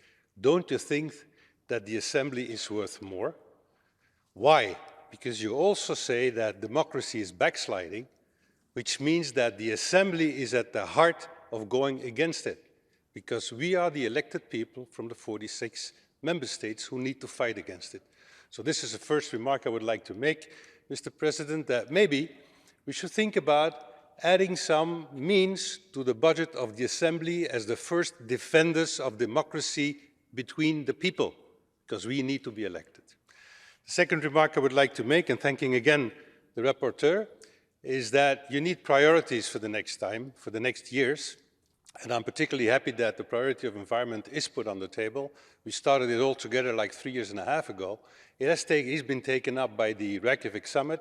It has become one of the priorities. I understand from Mr. Björn Berge that there is somewhere in there some means concerning the Reykjavik process, concerning the environment. And so I think if we really mean it about environment and human rights, the means need to be there. I've said it before. In 1996, we created ECRI. In 1997, it was up and running. If you provide for the means, dear Committee of Ministers, you decided on the Reykjavik Committee in 2023, we can be up and running in 2024. It's an easy thing. It's not a lot of money, but the impact is huge. So this is what, on behalf of the ALDE Group, I would like to say. Make priorities. If you have 100 priorities, you don't have any. One of the 2, 3, 4 important priorities, in our view, should be human rights and environment. You can do it in a very easy way, putting into practice what you decided in the Reykjavik summit. Thank you. Thank you very much, Rick. And the last speaker on behalf of political groups is Mr. Ian Little-Granger from the United Kingdom, and Ian speaks on behalf of the European Conservative Group. Ian? Thank you very much indeed, Tina, and I'm very grateful to be able to talk, and I thank the rapporteur. A budget is, the clue is in the name. A budget is the ability to do what you want to do over a period, sometimes here, in our case, slightly longer. But let's look at this in the cold light of day. We have to be aware what we can and can't do. And Rick was our former president, and I don't disagree with anything you said there, Rick, so well done. But a budget has got to look at every part. You can't just take a bit and say we can achieve that. Shell, one of the largest companies in the world, has no more than 4 to 5 aspirations every year. That is it. They dwarf us. Now, we may have 1% of the budget of the EU, but it is our money. You may have noticed we're not part of the EU at the moment. We don't want to give money where money is not due. There are 4 grand payeurs here. They pay an extra 10 million. We get 91 million euros in voluntary contributions, and a lot of it comes from Germany. Thank you very much. But it is not the way to run a budget. We've got to go from the top down as to what we can achieve. We have to look at staffing. We have to look at the priorities of what we can and can't achieve. I don't disagree with what the speakers have said. We've got to have priorities, but you've got to have realistic priorities. We can't build or rebuild the whole of Ukraine. It's impossible. We can actually do things on democracy locally. Human rights, obviously. Culture, yeah, absolutely. But let's take those and let's bring them down to what we can do. But I do charge, well, there's not many of them left, the Council of Ministers, including the British. The groups matter. We are important. We are the parliamentarians. We are the elected people.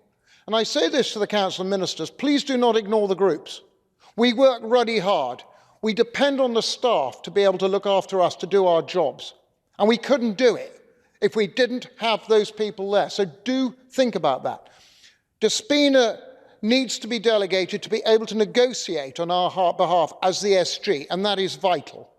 And if we can do that, then the future for the groups, for the political power of the pace, the Council of Europe is going to be secured. And that is absolutely vital. We've not had an increase in over 10 years. We have got to talk about this maturely at every level, and I do charge the Latvians at the moment to take this forward.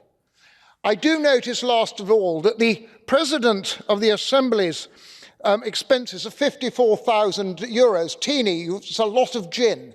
I don't particularly approve, but I do say I'm jealous of that ability. Thank you very much, colleagues. Let's work together to get this right. Thank you. Thank you very much, dear Ian. And you see I wear a new suit, so you are talking about my budget. I have a new suit. Let's now continue with the speakers on behalf of, of our delegations. First in the debate, I call Mr. George Folks from the United Kingdom. George, you have the floor.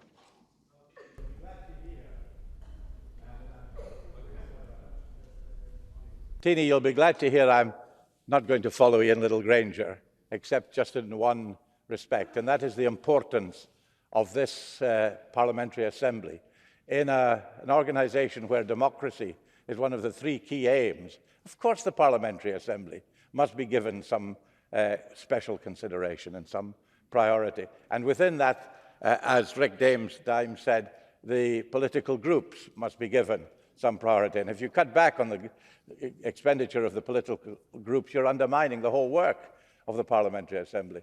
But I don't underestimate the work that the Secretariat has done. I have particular respect for Bjorn Berger, our Deputy Secretary General, who I've worked very closely with. But I do think there ought to be more working, co-working between the Assembly and the Secretariat. I don't think we know enough of what each other does, and we need to work more closely together. And I think we also need to work more closely with the Court of Human Rights. I visited it along with colleagues last time I was here, and I learned a lot by visiting it. We ought to have more briefings from the court. We can't influence their decisions. They make their own decisions, and we respect that. But we ought to know more about their work, so we need to work more closely together. So that's the first point I want to make. That's the priority that the Parliamentary Assembly must have in an organisation where democracy is so central. The second point I want to make was also made by others earlier, and that is we're not well known. You know, you go around London or Edinburgh and ask about the Council of Europe. If you bump into someone who knows about it, you're very lucky, and it's usually me. We need to get the message over.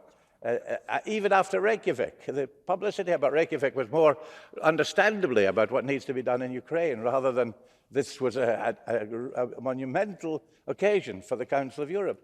So we need to get more publicity, more awareness. And if I can compliment one Tory, which I don't often do, as they know, John Howell, our leader, has done a really good job in raising in our Parliament the work of the Council of Europe. And that's where we need to start, taking some more of the stuff that we're discussing here back to our national parliaments and getting it better known among other parliamentarians. And finally, the use of social media. It started, and I commend the work already being done by some of our PR people in social media, but we need to do more. We need to get over the fact that the Council of Europe is very different from the European Union.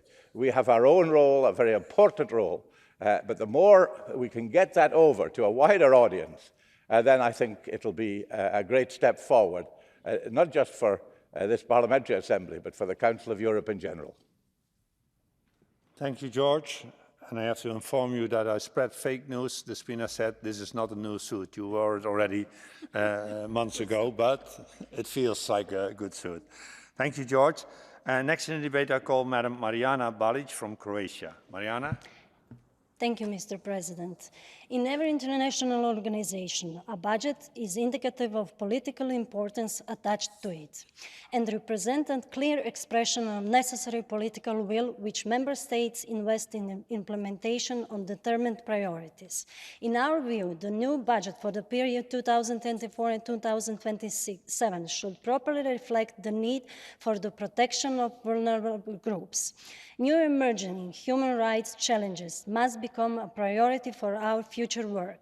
Clean, safe, healthy and sustainable environment should no longer be a privilege, but it should be considered as human rights that every person is entitled to.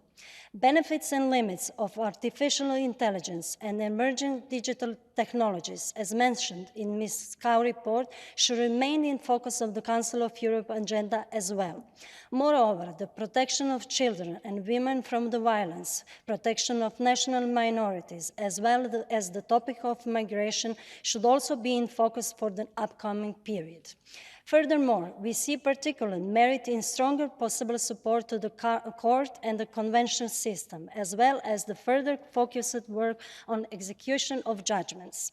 We also strongly support the increased overall assistance to Ukraine, including, of course, all efforts related to the recent established register of damages, whose participant is Croatia, the country that I come from. The war in Ukraine creates new alliances, but also new divisions. However, the war in Ukraine is also a war for the values we all are sharing, for democracy, the rule of law, and human rights.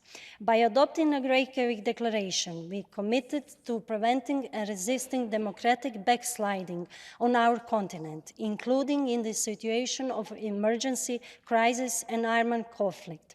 But what exactly the means for the fight the democratic backsliding?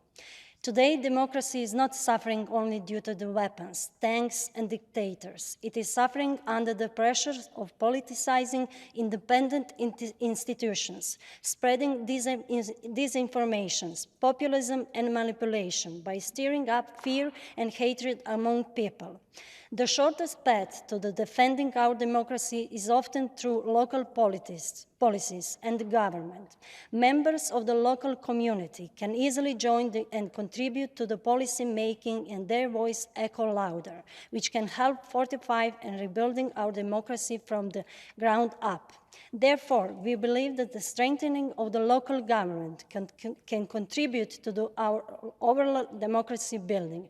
We welcome the Reykjavik Declaration, in which member states invited national authorities to strengthen cooperation with local and regional authorities, and we strive for the budget expenditure to be allocated for these matters. Thank you. Thank you, Marijana. Now in the debate, I call Mr. Rafael Husseinov from Azerbaijan. Rafael. Thank you, Mr. President, dear colleagues. We live in the most complicated, most complex, most unpredictable period of contemporary history. Ongoing developments and likely global occurrences warn that major changes will take place in the coming years. Such big and radical change, which in a short time can lead to the fact that many borders and the current political map will be significantly distinct from today. Therefore, I consider it necessary to pay special attention to 2 points that are among the priorities of the Council of Europe for the next 4 years. This includes providing early warning and rapid response. Why I do focus on these 2 factors? First, leaving aside other points, each of which is of particular importance and apparently more important than these 2 points. As we have repeatedly witnessed, how many leading international organizations, including the Council of Europe, over the past 20 years, that no matter how strong the alarm sounds, no matter how many warnings about gloomy prospects that will lead to catastrophes and tragedies, have manifested a lot of indifferences, lethargy, inactivity. The reaction followed only when the bonfire flared up with a roar. Many words were said, many documents were adopted. However, just as we hesitate to take preventive measures, there was no immediate reaction to the dangerous events that had already happened. No immediate action was taken, no further deepening of the conflict was prevented. Eventually, the ability to take some useful steps has been limited. One of the most instructive examples is the military conflict between Armenia and Azerbaijan. Similarly, conflicts that have arisen between member states since the beginning of the new millennium have not had a prompt response from the outset. Warnings were made and source calls were raised. We failed to join forces in time and move faster than evil. Even now, if early warning and rapid reaction are considered very important among the priorities of the Council of Europe for the next 4 years, we must also develop precise mechanisms on how to do this from the very beginning. Because in order for the words to turn from a dry statement into a concrete action, you need to have a well-thought-out plan for how to implement it. If we have done this, then we are less likely to regret the occurrence of unwanted events and developments, because many stoves will be turned off before they flare up. Thank you.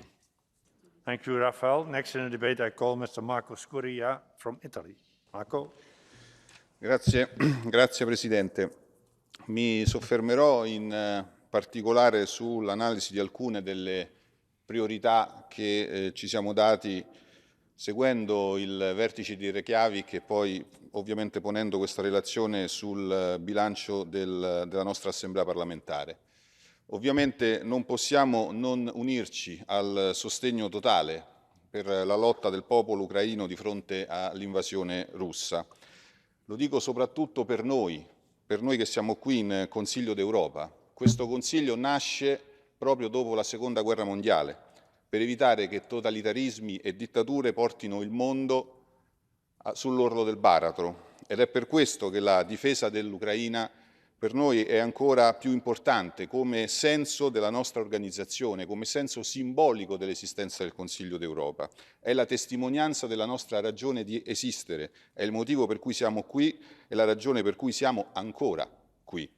Lo ha anche detto e sottolineato la nostra Presidente del Consiglio, la Presidente del Consiglio italiano, quando è intervenuta a Reykjavik, dicendo: il popolo ucraino, con la sua eroica reazione all'invasione, non sta difendendo solamente la sua patria, sta difendendo i valori fondanti dell'identità europea, la libertà, la democrazia, la giustizia, l'uguaglianza tra gli uomini.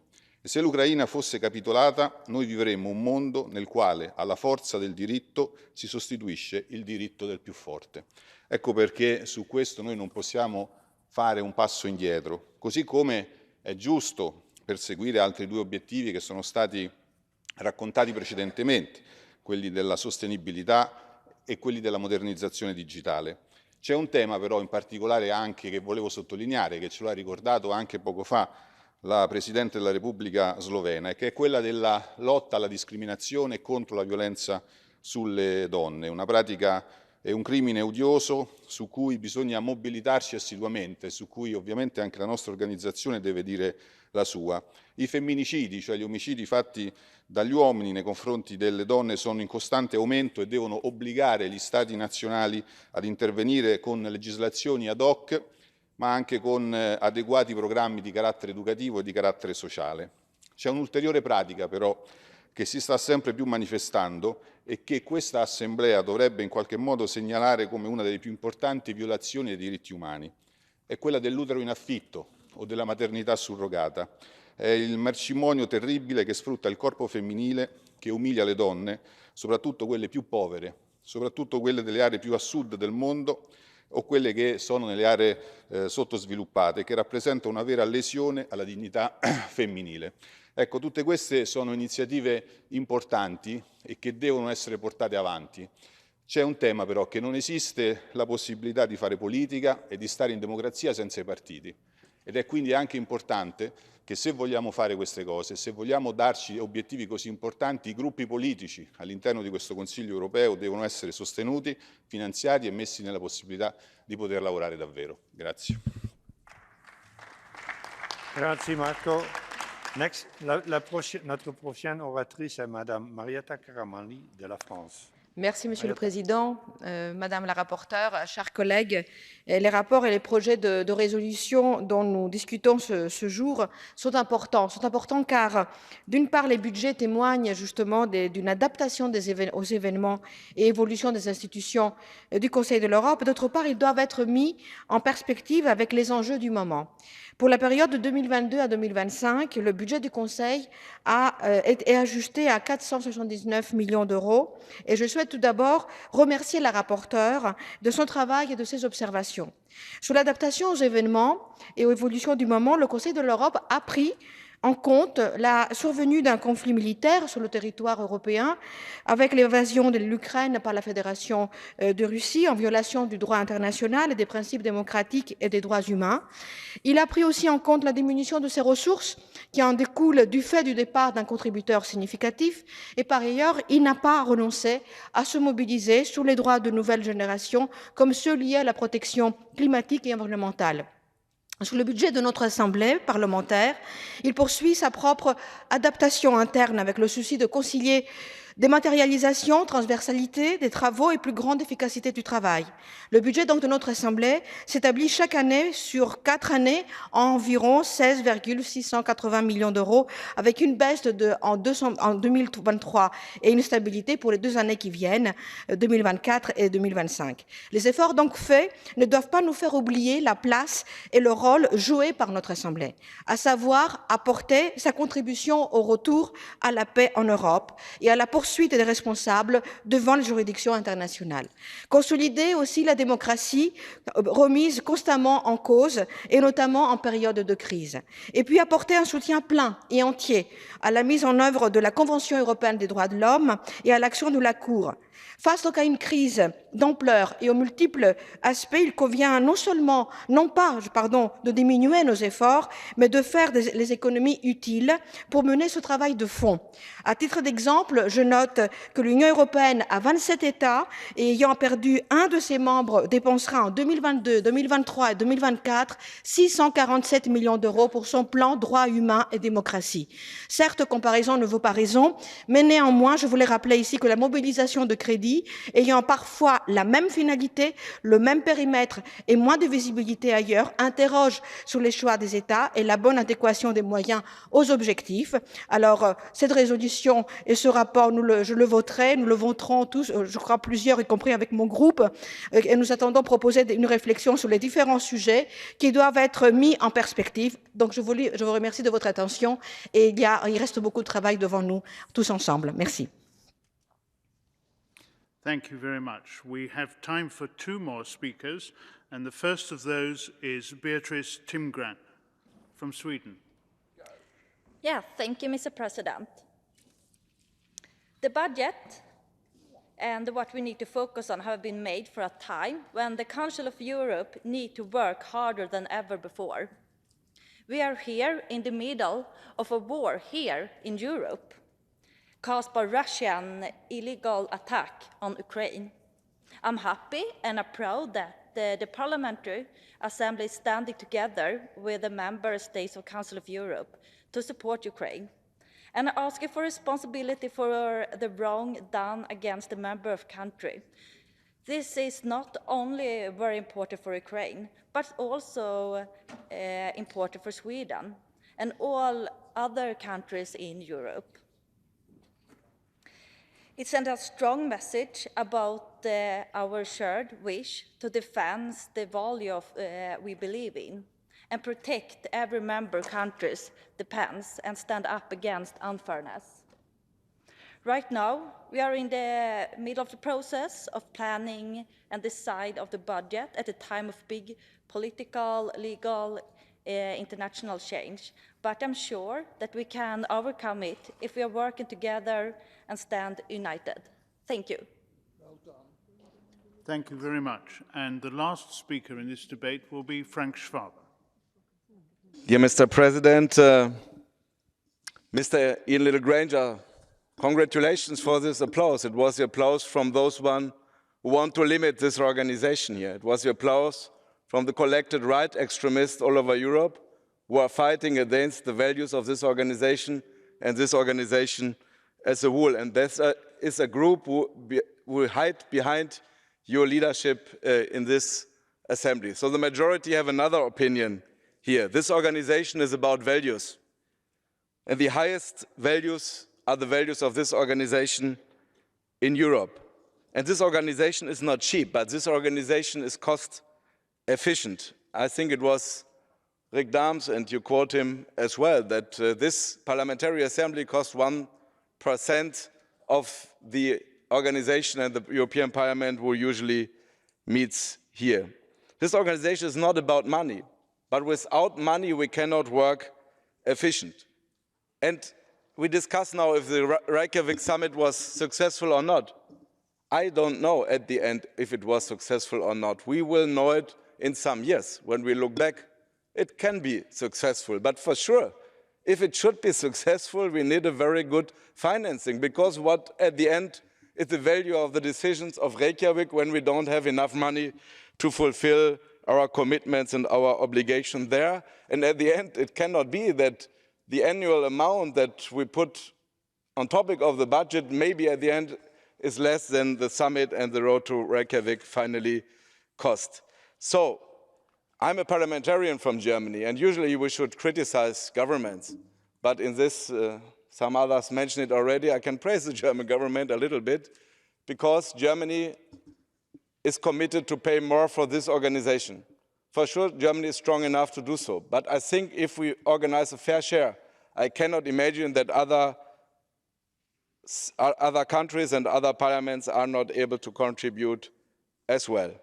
And because of this, I urge the governments, the Committee of Ministers, finally to listen very carefully to the Secretary General, the Deputy Secretary General, about the budget question. If it is a historical moment for the Council of Europe, for whole Europe, then we have to strengthen the court. Then we have to strengthen the Commissioner of Human Rights. Then we have to find a way to deal with the question of environment and artificial intelligence. And for sure, we have to find a way to better finance our parliamentary assembly, who is very powerful as well. So again, I urge you, I ask you to take your responsibility in this historical situation and to really take into account the program and the figures they are sent to you from the Secretary General, and to do everything to finance this organization just a little bit better. Thank you very much.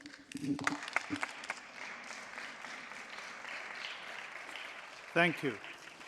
I must now interrupt the list of speakers. The speeches of members on the speakers list who have been present during this debate but have not been able to speak may be given to the table office for publication in the official report.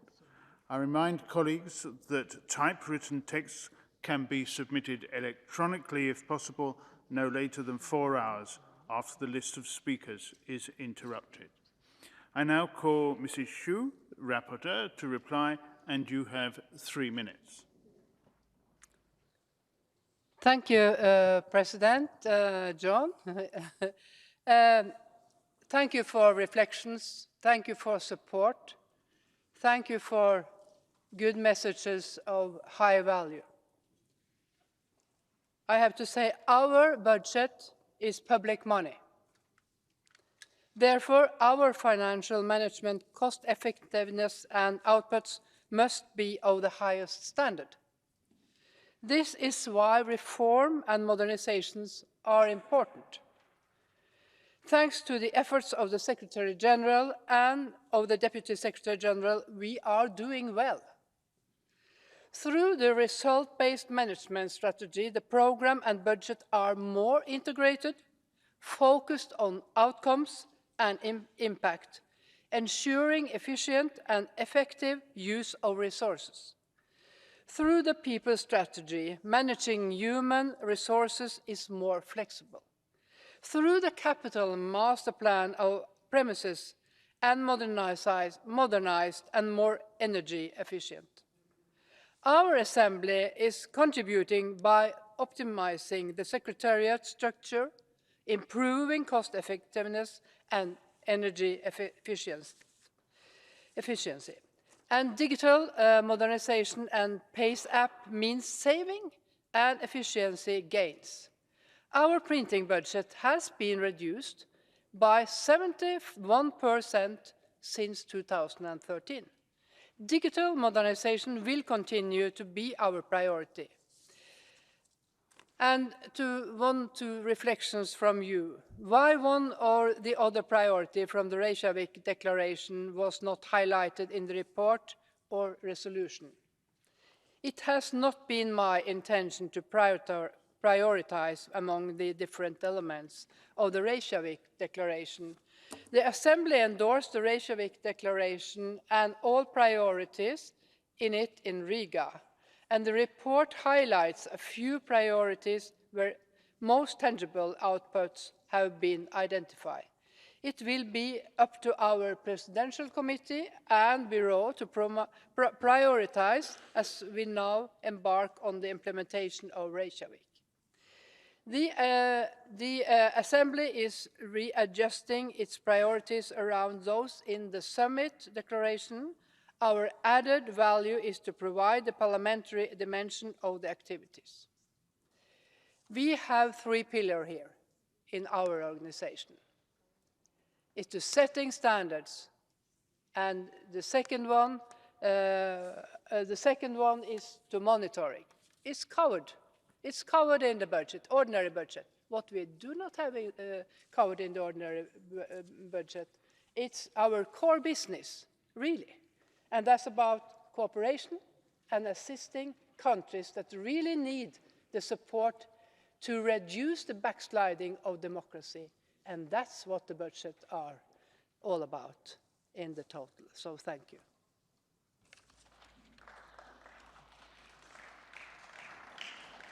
Thank you very much. I must apologize to you. I understand that I mispronounced your name. It's Muscow. Thank you. I've got that right now. Now, does the chairperson of the committee, Madam Dallo, wish to speak at all? If so, you have 3 minutes. Merci, Monsieur le Président, mes chers collègues. Permettez-moi tout d'abord de féliciter notre rapporteur pour son excellent travail. La feuille de route ambitieuse du 4e sommet des chefs d'État et de gouvernement du Conseil de l'Europe doit être au centre du programme et du budget de l'organisation pour la période 2024-2027. Présidente de la Commission du règlement, permettez-moi, Monsieur le Président, de dire quelques mots sur la mise en œuvre de ces priorités.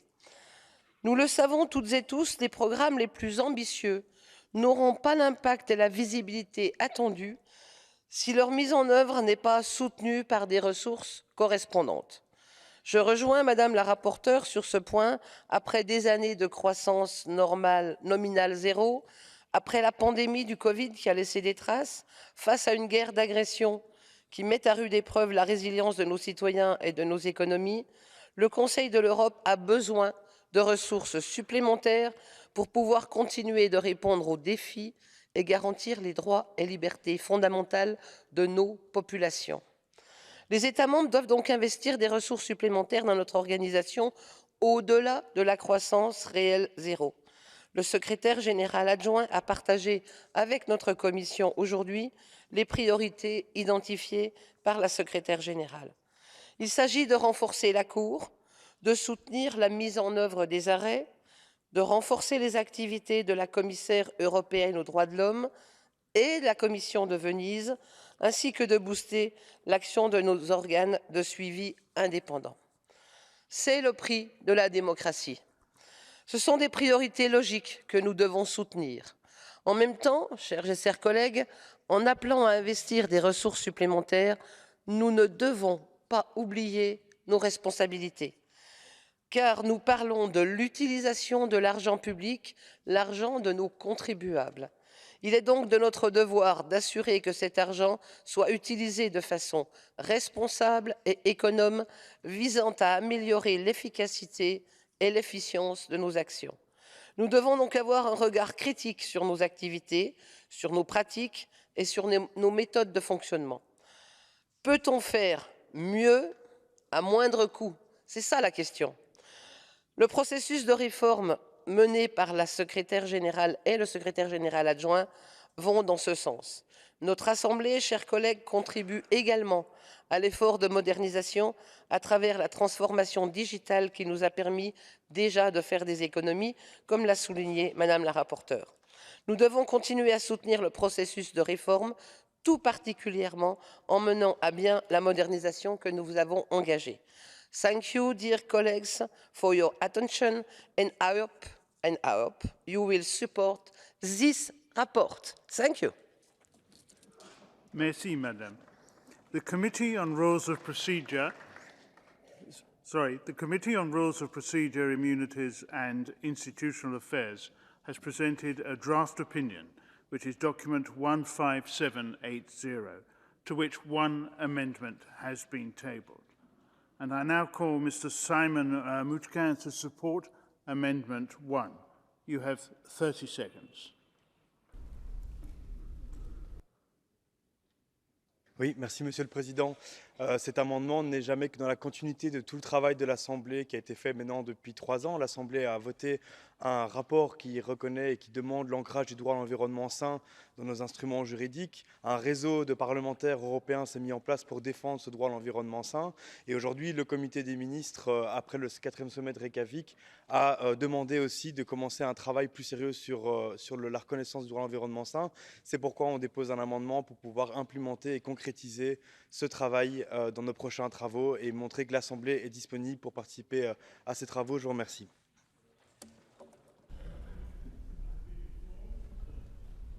Sorry, I have been informed that Madam Scow wishes to propose an oral sub-amendment to Amendment 1 as follows. Leave out the words paragraph 12 after the third sentence, add the following sentences, and insert the following words after paragraph 12, add the following new paragraph. In my opinion, the oral sub-amendment is in order under our rules. However, do 10 or more members object to the oral sub-amendment being debated? No, fewer than 10 members object to the oral sub-amendment being debated. Therefore, I call Madam Scow to support her oral sub-amendment. You have 30 seconds. Thank you, President. Yes, I am so agree to this amendment, so I do want to highlight it more.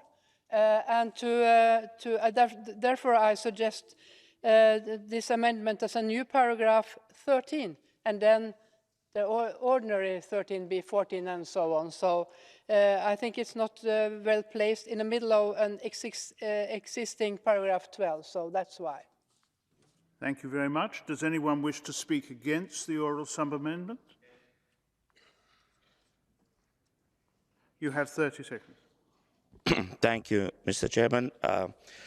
Earlier this morning at the committee, I voted against this amendment, but I didn't take the floor to explain why. I would like to use this opportunity now. My reason is purely legal. I would like to remind the distinguished colleagues that there is no such a thing as a human right to safe, clean and sustainable environment. This is a matter of policy. This is a very good thing to have, but this is not a human rights issue. For that reason, I'm against this amendment. Thank you. Thank you very much. The committee is in favour of this amendment, yes? Thank you. I will now put the oral sub-amendment to the vote. The vote is now open.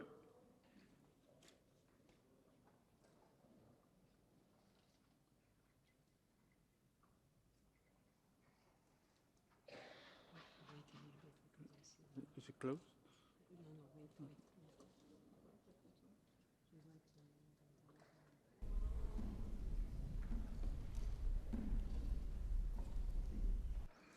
The vote is now closed. I call for the result to be displayed, and the oral sub-amendment is agreed to.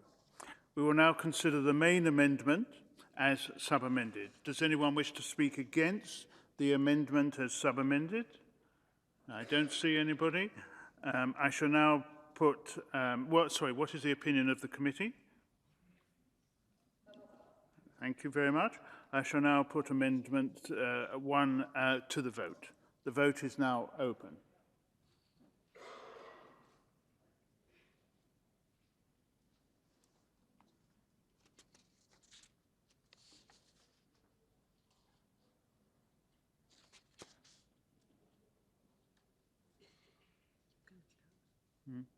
Yeah. The vote is now closed, and I call for the result to be displayed. And that has passed. We will now proceed to vote on the draft opinion contained in document 15780. A two-thirds majority is required. That vote is now open.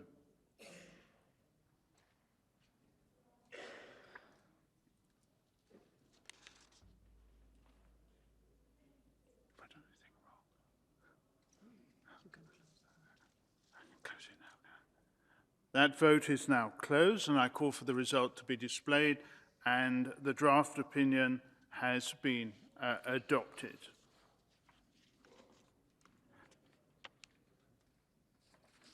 The Committee on Rules of Procedure, Immunities and Institutional Affairs has presented a draft resolution, document 15781, to which no amendment has been tabled.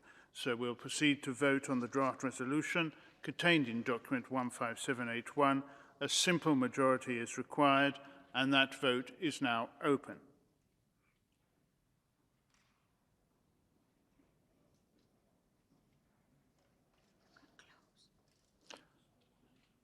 The vote is now closed, and I call for the result to be displayed, and that draft resolution has been adopted. So thank you very much indeed. Thank you.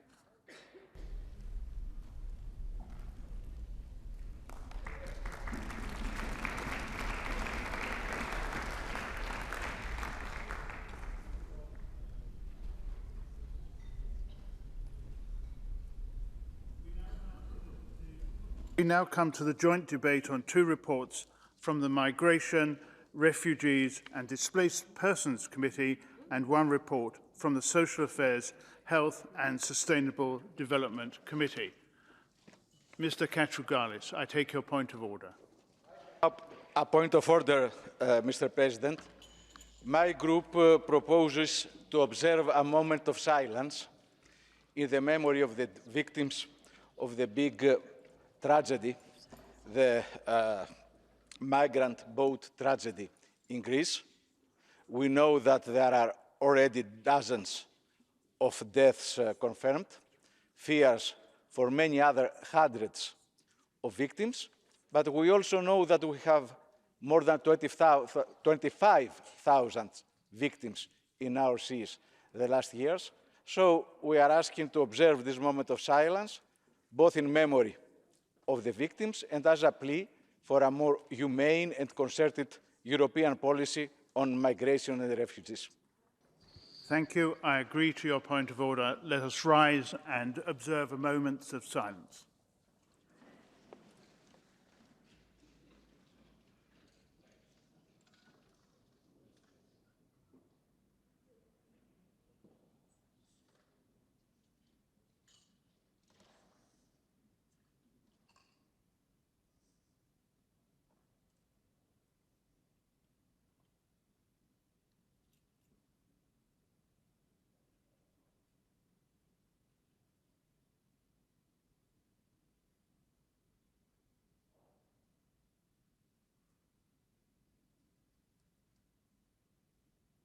Thank you.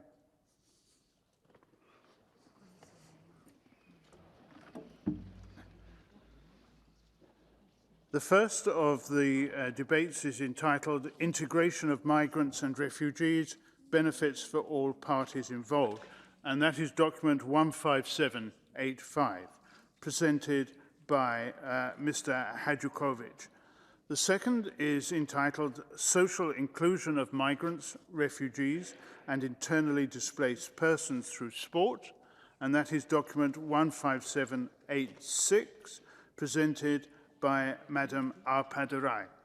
And the final one is entitled Health and Social Protection of Undocumented Workers or Those in an Irregular Situation, and that is document 15784, presented by Madam Mara.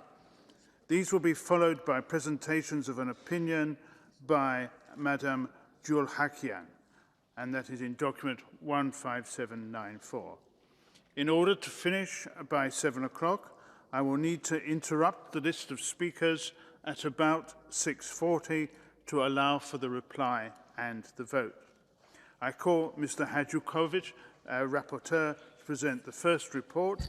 You have 7 minutes now and 3 minutes at the end to reply to the debate, and I hope I made a good stab at pronouncing your name correctly.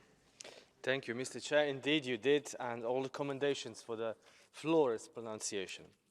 Ladies and gentlemen, dear colleagues, first of all, when addressing you and when talking about integration, I want to highlight the definition of integration.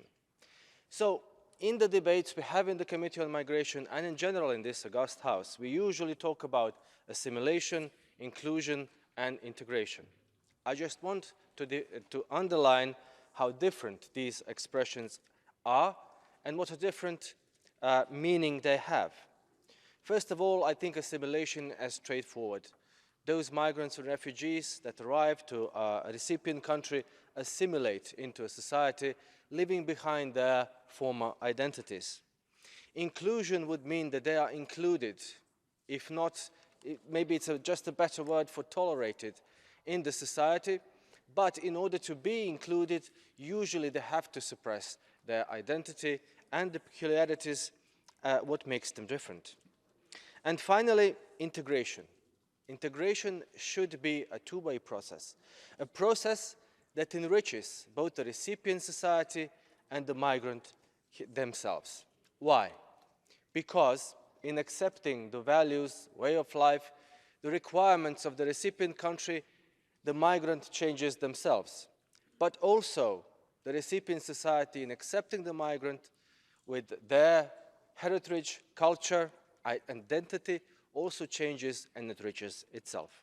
Therefore, between the three, I believe that integration is the most favorable one and as such should receive special attention. When I was thinking about this report, my vision was to present a catalogue of good practices of integration policies from our member countries for the use of other member countries, so you can adjust them to your needs and implement them in your countries in order to produce best results. There are wide ranges of approaches to integration issue are listed which member states can apply and adjust to their needs. The goal is to bolster a sense of togetherness and minimize fear and resentment towards people arriving from other countries, which are unfortunately present in some of our societies. Finally, we should invite migrants and refugees to accept a new social contract, which sets out their rights, but also their obligations. There are many positive examples from many countries, and I use this opportunity to thank all the delegations, all the member countries, and all the institutions within and outside Council of Europe that I cooperated with, and that wanted to contribute their examples. However, I must especially thank Norwegian delegation to the Council of Europe for their gracious hosting of me and intercultural cities, especially the city of Bergen, which, if you read the report and explanatory memorandum, I think everything will be clear because they have really good practices and have been good hosts. I learned a lot from those visits, and I hope that you will by means of this report. My work has identified certain requirements for successful integration processes. First of all, access to interpretation for migrants and refugees is vital at the beginning stages of integration. Second, language training and acquiring of language competences is a requirement for any successful integration. The third would be citizenship training, which sometimes dear colleagues, take for granted, but depending on the country of origin, many of the migrants and refugees are not fully aware of their rights, their obligations, and how should they exercise them. Then, active matching of the migrants and refugees skill opportunities, with the skills with the job opportunities, as well as a universal system of recognition of competences at least should be in place for the Council of Europe member states. Then targeting assistance with access to housing, healthcare and schooling, of course adapted to every migrant need. And additional support and protection of vulnerable groups. Here we speak about unaccompanied children, LGBTI people and many other vulnerable groups that require special attention, that require special support and sometimes unfortunately require even physical protection from other members of migrant groups. And finally, last but not least, communication with public on migration should be fair and fact-based. This is maybe the most important thing, unfortunately or fortunately, but we have seen a lot of fake news, a lot of sensationalism, a lot of false reporting with regards to the migrants, often highlighting only their rights and excluding their responsibilities and so on, which have unfortunately contributed to a lot of misunderstandings, a lot of xenophobia and a lot of incidents that would otherwise be avoided. Finally, integration should not be seen as an expenditure, but as an investment in better future. Because an integrated migrant or refugee is the one that is enriched themselves by living freely and being able to work and contribute to the society of the reception country, but also the reception country society is enriched by a plethora of other cultures, identities, religions that are basically all the same because in the end we are all human. Therefore, dear colleagues, I ask you to support my report. Thank you very much. Thank you. I now call Madam Arpadarai, the rapporteur, to present the second report. You have 7 minutes now and 3 minutes at the end to reply to the debate. Ladies and gentlemen, dear colleagues, I have the honor to present you my draft resolution on the social inclusion of migrants, refugees and internally displaced persons through sport. This is a very topical issue which aims at better integrating migrants, refugees and IDPs in host countries and communities. Migrants, refugees and IDPs face numerous challenges on their move all along their migration journey. They have suffered from trauma in their country of origin during the process of migration and when settling in the host country. Such trauma has a long-term impact on their mental health, and in the host countries, they often face an antisocial behavior, racism, discrimination, and hate speech. Sport can therefore be a fantastic catalyst for empowerment and feeling well both physically and psychologically. Why is sport such a unique opportunity for better integrating into society? In sport, individual, social, or cultural backgrounds do not matter. In sport, nobody asks athletes, and nobody should ask them about their religion, color of their skin, their hair, their native language, their political orientation, or other factors which seem to divide our societies much too often. Sport is an excellent way to communicate. For a child who came from faraway country and recently moved to a new neighborhood where he does not know anyone, where he probably has little or no command of local language, a football match with local children is probably the best way to break through the glass wall of being left an outsider. Sport is an international and universal language, and it's a brilliant way to show how similar we all are.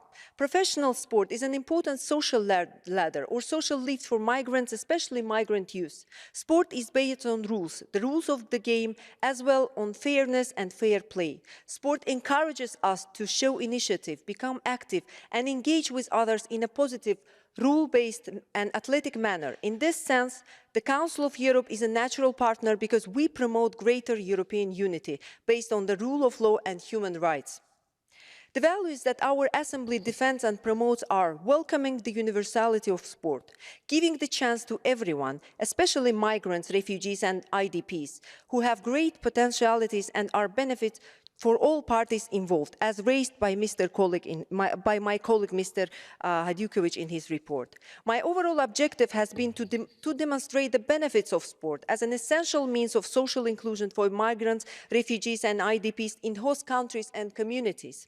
I firstly underline the benefits of sport as a tool for the social inclusion of migrants, being an effective trauma healer and a means of empowerment. Sporting activities have a positive impact on physical well-being and often play a role of icebreaker for migrants, IDPs and refugees participating in the linkage with the host community. My report also raises the difficult inclusion of specific categories of migrants, refugees and IDPs, namely women, children and LGBTIQ+ community members. The necessity to refer to male peers are factors that often explains this scarce participation of women in sport. I secondly analyze the barriers challenging the success of inclusive programs for migrants, having observed structural and socio-personal barriers.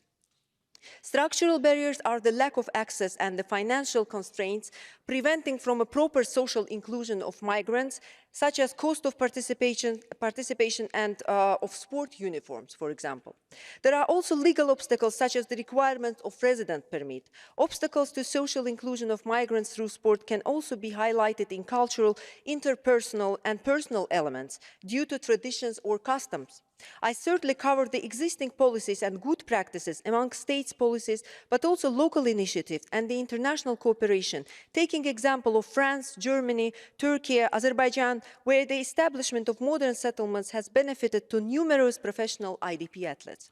The local initiatives indicated in the report also show the enthusiasm of local and regional authorities to promote social inclusion of migrants. At international level, the Council of Europe has been particularly active in promoting sport as a means of inclusion and peace. In addition to the relevant committees of ministers' recommendations, my report underlines the crucial role of a large partial agreement on sport in charge of monitoring the application of the European Sports Charter of the Council of Europe. UNHCR has also done a lot for social inclusion through sport, especially in partnership with the International Olympics Committee, as well as the European Union with its white paper on sport. Dear colleagues, there are many social inclusion policies and good practices existing at international level, as well as in host communities, at local, regional and national levels. However, support programs are needed in several areas. I have therefore made the following recommendation. First of all, states and actors involved in sport-based activities should have due regard to the values and principles laid down in the European Sport Charter. In this spirit, states are invited to accede to the enlarged partial agreement on sport for a better implementation of the European Sports Charter and for benefiting from a more effective international cooperation. States are moreover invited to adopt or ensure the application of legislation prohibiting any forms of discrimination in sport due to nationality, gender, sexual orientation, ethnicity, language, or disabilities. Specific attention should be drawn to groups particularly exposed among migrants, refugees, and IDPs from whom structural and cultural barriers are harsher, namely vulnerable groups, women, children, LGBTIQ+ community members, or disabled migrants. Specific targeted actions should be developed to their intention for promoting their social inclusion on the receiving societies. Long-term and sustainable projects should be privileged over short-term programs and by investing in cross-sectoral initiatives. Finally, states and sport structures should ensure public awareness on the benefits of sport as a tool for the promotion of social inclusion of migrants, refugees and IDPs and develop further the exchange of knowledge and experience. Dear colleagues, I would like to thank Secretariat for the great support and I would like to thank you for considering the adoption of this draft report. Thank you very much. Thank you. And now I will call on Madam Mara as rapporteur to present the third report. And you too have 7 minutes now and 3 minutes at the end to reply to the debate. Merci, Monsieur le Vice-président, chers collègues. Sans papier, mais pas sans droit. Voilà les mots forts de la commissaire aux droits de l'homme du Conseil de l'Europe en 2015. Et c'est ce que je veux répéter aujourd'hui dans cet hémicycle. Ce sujet a toute sa légitimité ici, où nous veillons aux droits humains, au respect des droits des personnes, à leur intégrité physique et psychique, et ce, indépendamment de leur définition administrative. Nous avons toutes et tous encore à l'esprit les files de personnes dans nos villes faisant la queue devant les soupes populaires durant le Covid. Beaucoup de ces personnes n'avaient pas droit à l'aide étatique et institutionnelle, car sans droit de séjour régulier. Et ce sont ces personnes qui ont été les plus impactées par leur perte d'emploi durant la pandémie. Car oui, ces personnes ne sont pas des sans-papiers, car la plupart en ont d'ailleurs, mais des travailleurs sans droit, une main-d'œuvre malléable et qui risque les abus parfois les plus graves, comme la traite humaine à des fins sexuelles ou de travail. On les retrouve aussi souvent, comme je le montre dans mon exposé des motifs, dans le secteur agroalimentaire, l'économie domestique, la pêche, la restauration et maintenant les services de plateforme en ligne. Ils sont 4 à 5 millions en Europe. Leur profil est variable, et s'il y a parfois des filières mafieuses organisées, il y a aussi des personnes qui arrivent avec un visa et qui, après son expiration, ne repartent pas. D'autres arrivent pour demander l'asile et restent sur le territoire, même si la réponse est négative. Certains arrivent au bénéfice d'un permis de séjour obtenu grâce à un contrat de travail temporaire, mais voient leur situation changer lors de la perte de ce travail ou d'un changement d'employeur.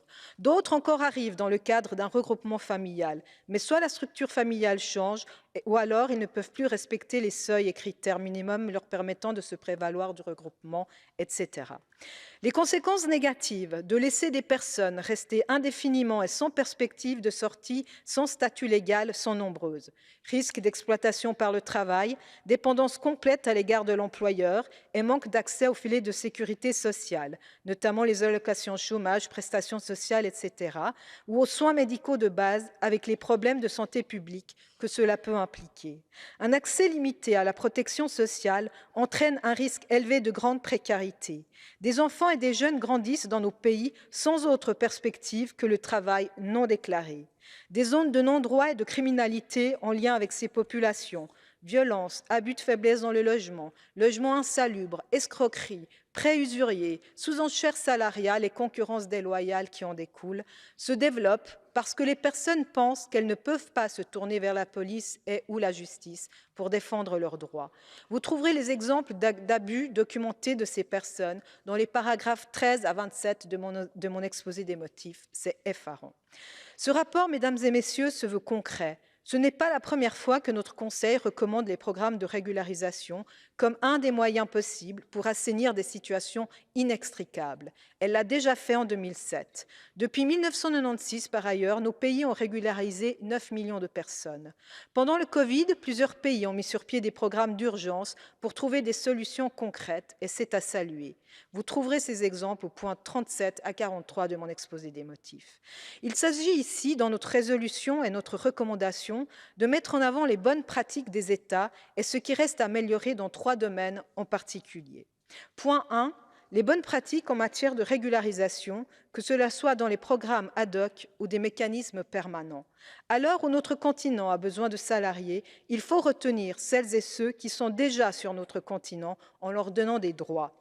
Nous recommandons les bonnes procédures dans différents points du paragraphe 9 de ce rapport. Ces procédures doivent être objectives, facilitées, accompagnées et garanties. Point 2. L'accès à la justice. C'est la pierre angulaire actuellement pour que les personnes en situation irrégulière puissent se défendre des abus. Or, par peur de se voir dénoncer aux administrations migratoires, peu s'adressent à la justice contre les abus en matière de travail, de logement, etc. Les pratiques diffèrent d'un pays à un autre, et si parfois pour les affaires civiles, il n'y a pas d'obligation de dénoncer le statut de séjour auprès des autorités migratoires, c'est le cas pour ce qui est du pénal. Nos États doivent mettre des procédures qui garantissent que les données ne se croisent pas entre les différentes administrations, car il est paradoxal que cela soit les victimes d'abus graves qui soient punies au lieu des abuseurs. Par ailleurs, tout migrant en situation irrégulière collaborant avec la police pour dénoncer des abus devrait obtenir directement un permis de séjour et de travail et au moins pour toute victime d'exploitation criminelle par le travail, de traite des êtres humains et d'autres actes criminels violents qui souhaiteraient rester dans le pays, les procédures d'expulsion devraient être suspendues et l'accès à des permis spécifiques facilité, indépendamment de sa coopération avec les autorités et de sa participation aux procédures judiciaires. Point 3. Accès à la santé. C'est peut-être le point moins développé dans ce rapport et il mérite d'être développé. Je sais que des collègues s'y attellent et je les remercie par avance. L'accès aux soins doit être garanti, quel que soit l'état d'avancement du processus de régularisation et pas uniquement aux soins d'urgence. Mesdames et messieurs, pour terminer cette première intervention, et puisque nous sommes dans un débat sur la migration, permettez-moi de relever que la problématique de l'exploitation au travail touche aussi bien le droit migratoire que celui du travail. Le durcissement par les États membres des voies légales pour les ressortissants de pays tiers venant travailler en Europe adopté aggrave la précarisation des droits du travail et de séjour de personnes résidant parfois depuis de nombreuses années dans nos États. Les politiques d'asile et des migrations créent parfois elles-mêmes des situations d'illégalité pour les personnes migrantes. Pourtant, je veux aussi sortir du débat sur la migration pour parler d'économie et du droit du travail, parce que pour moi, avant d'être des migrants, ce sont des travailleurs sans droit. Des pans entiers de notre économie s'appuient sur l'abus des forces de travail qui ne peuvent pas se défendre. C'est hypocrite, injuste pour elles, mais aussi pour les employeurs honnêtes qui ne peuvent pas concurrencer dans des conditions si inégales. Cela m'amène à mon dernier point.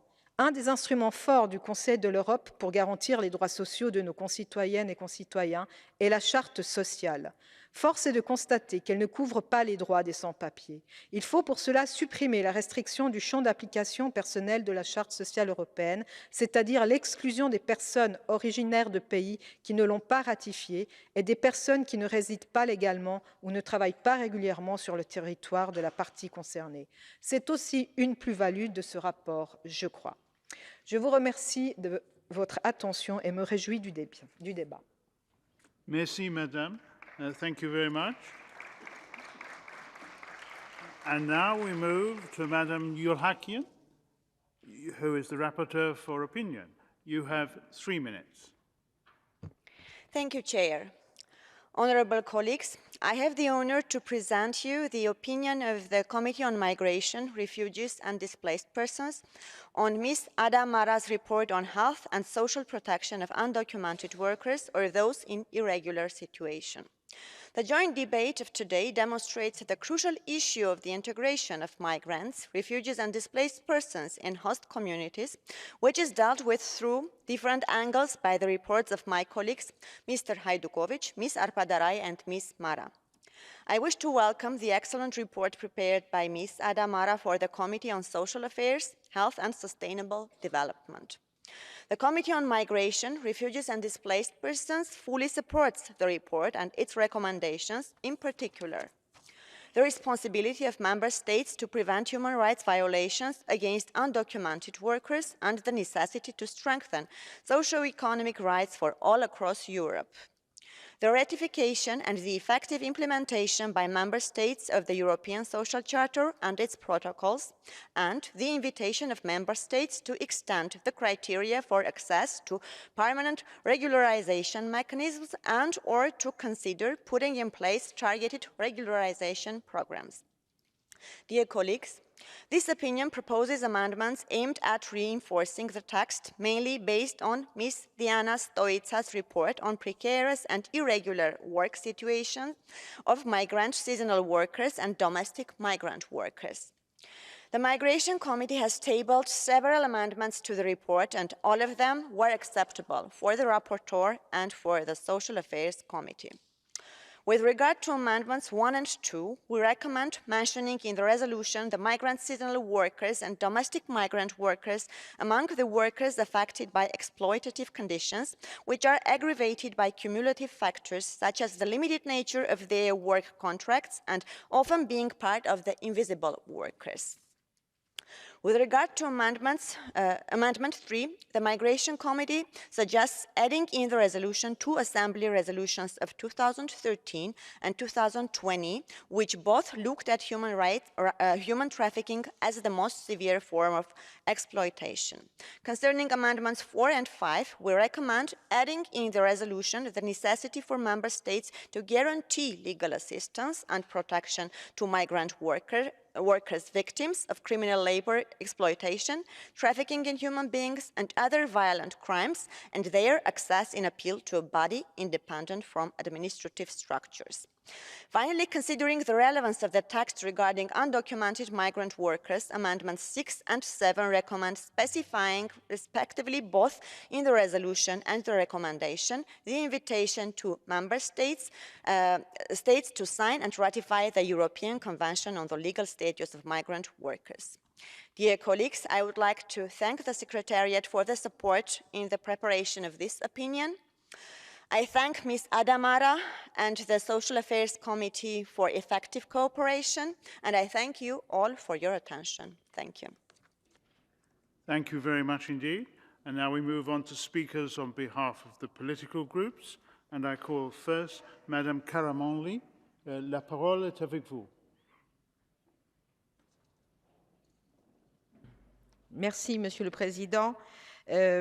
Mesdames et Messieurs les rapporteurs, chers collègues, au nom du groupe socialiste, démocrate et vert, je souhaite tout d'abord remercier les rapporteurs de leur travail, de leur rapport et projets de résolution qui sont très importants, car les migrations sont à la fois l'illustration d'un monde en mouvement et la conséquence de changements politiques, économiques, sociaux, militaires, environnementaux profonds.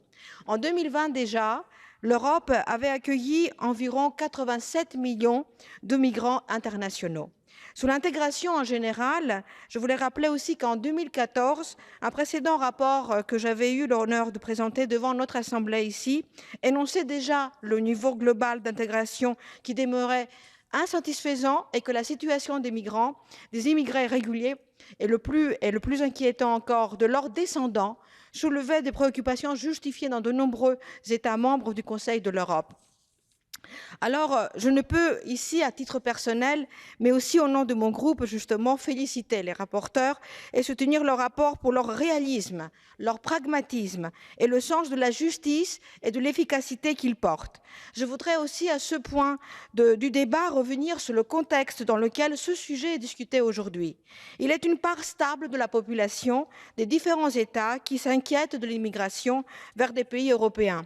Et cette inquiétude ne peut malheureusement être combattue par des arguments scientifiques, par des faits établis par des sciences économiques et sociales.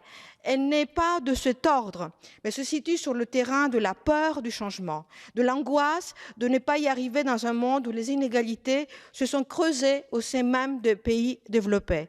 Et selon de nombreux collègues ici présents sur tous les rangs et dans nos parlements nationaux, il nous faut renouer avec des politiques globales que vous rappelez et qui assurent une meilleure redistribution de la richesse en direction des populations ayant des faibles ressources économiques, culturelles et politiques et embarquent avec elles l'ensemble des populations immigrées, récentes ou moins récentes, et dont les effets positifs pour tous seront à même de jouer favorablement pour ceux ayant le plus de difficultés, sans effet stigmatisant pour elles et sans un sentiment d'exclusion et rebours pour les autres. Donc cela renvoie aussi à l'idée que les politiques d'intégration se jouent au niveau de chaque État et doivent articuler justement des politiques publiques transversales, travail, logement, éducation, mais aussi culture. Enfin, à titre personnel, je formulerai ici une suggestion, celle que les bonnes pratiques, les réussites, comme celle dont le rapport se nourrit au travers des 3 États puissent servir à un site et à une plateforme de bonnes pratiques dont l'ensemble des acteurs pourraient se servir, mais aussi, ils pourraient aussi être alimentés. Donc notre groupe soutiendra pleinement par le vote des rapports des résolutions et je vous remercie pour votre attention. Merci. I should have pointed out at the beginning that Madame Caramanli was speaking on behalf of the Socialists, Democrats and Greens. Now we move to Mr. Thorarensen, who will speak for the EPP. President, I would like to start by thanking Mr. Hetterkovich for his excellent report on the vital topic of integration of migrants and refugees and how integration can be of benefit to all. Access to society is a key factor, both in terms of being given the opportunity to take the part in society and of being able to build on own unique skills and capability. Access to society creates value and as mentioned in the report, builds on the vision that integration entails a long-term investment in human capital.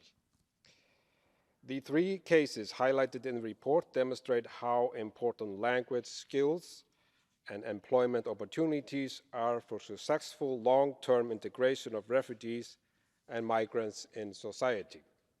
These two aspects also go hand in hand, and studies show in Norway, where improved skills in Norwegian among immigrant workers led to a rise in productivity. In these cases, additional schooling and language courses prove essential for the long-term employability of the migrants. Some findings in Denmark also point to the same direction and show furthermore that there can be important spillover effects even between generations. From a successful language training will increase accessibility to language courses for adult refugees resulted in lower rates of school dropouts.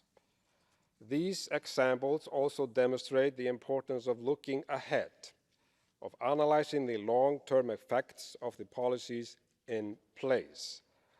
One example of this that is highlighted in the report is the Danish decision of cutting back on welfare support, which resulted in short-term gains, but left a negative effect on their long-term employability. Mr. President, investing in human potential is the key for the future of our society.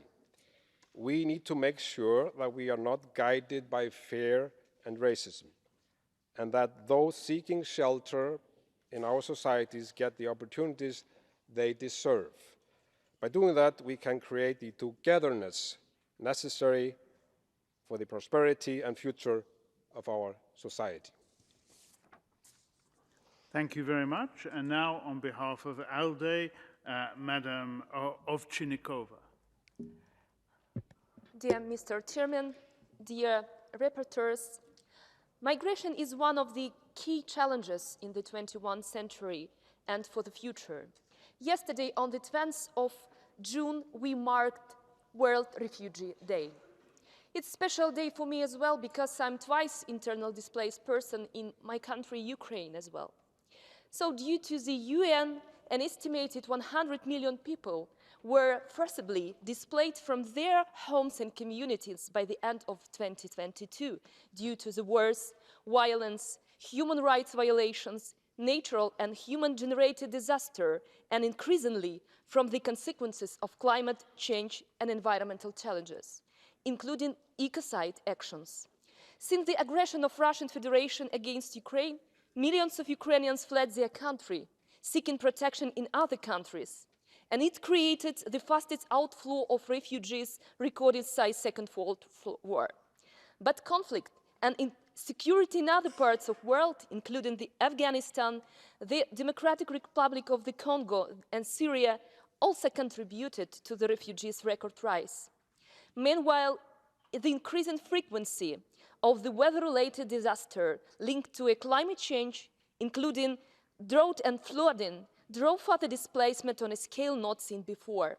We should also pay more attention to the ecological climate migration as a phenomenon. Refugees face many challenges. As a result, they may feel limited in exercising their human rights in a new host community. This makes refugees one of the most vulnerable people. Today's resolution reinforces all key points and stresses the need for a new direction and strengthening of a series of action for better integration of migrants and refugees in the host countries, including a new framework of a new social contract, development of intercultural dialogue, and fostering social cohesion. And here again, the Council of Europe is an effective platform for international cooperation in this regard, which can involve all actors and parties for mutual benefits. Nevertheless, we should develop more positive attitude and make more efforts to multicultural approaches to migrants, to create more intercultural, open, inclusive, democratic communities. Why we shouldn't remind ourselves beautiful motto and the title of Council of Europe White Paper, living together as equals in dignity, and continue implementation of recommendations and good practices on multicultural dialogue and governance. This would require much effort from us. The more diversity we have, intercultural diversity, gender diversity, biodiversity, etc., the richer our lives together will be. The better human rights of refugees and migrants will be fulfilled. Thank you.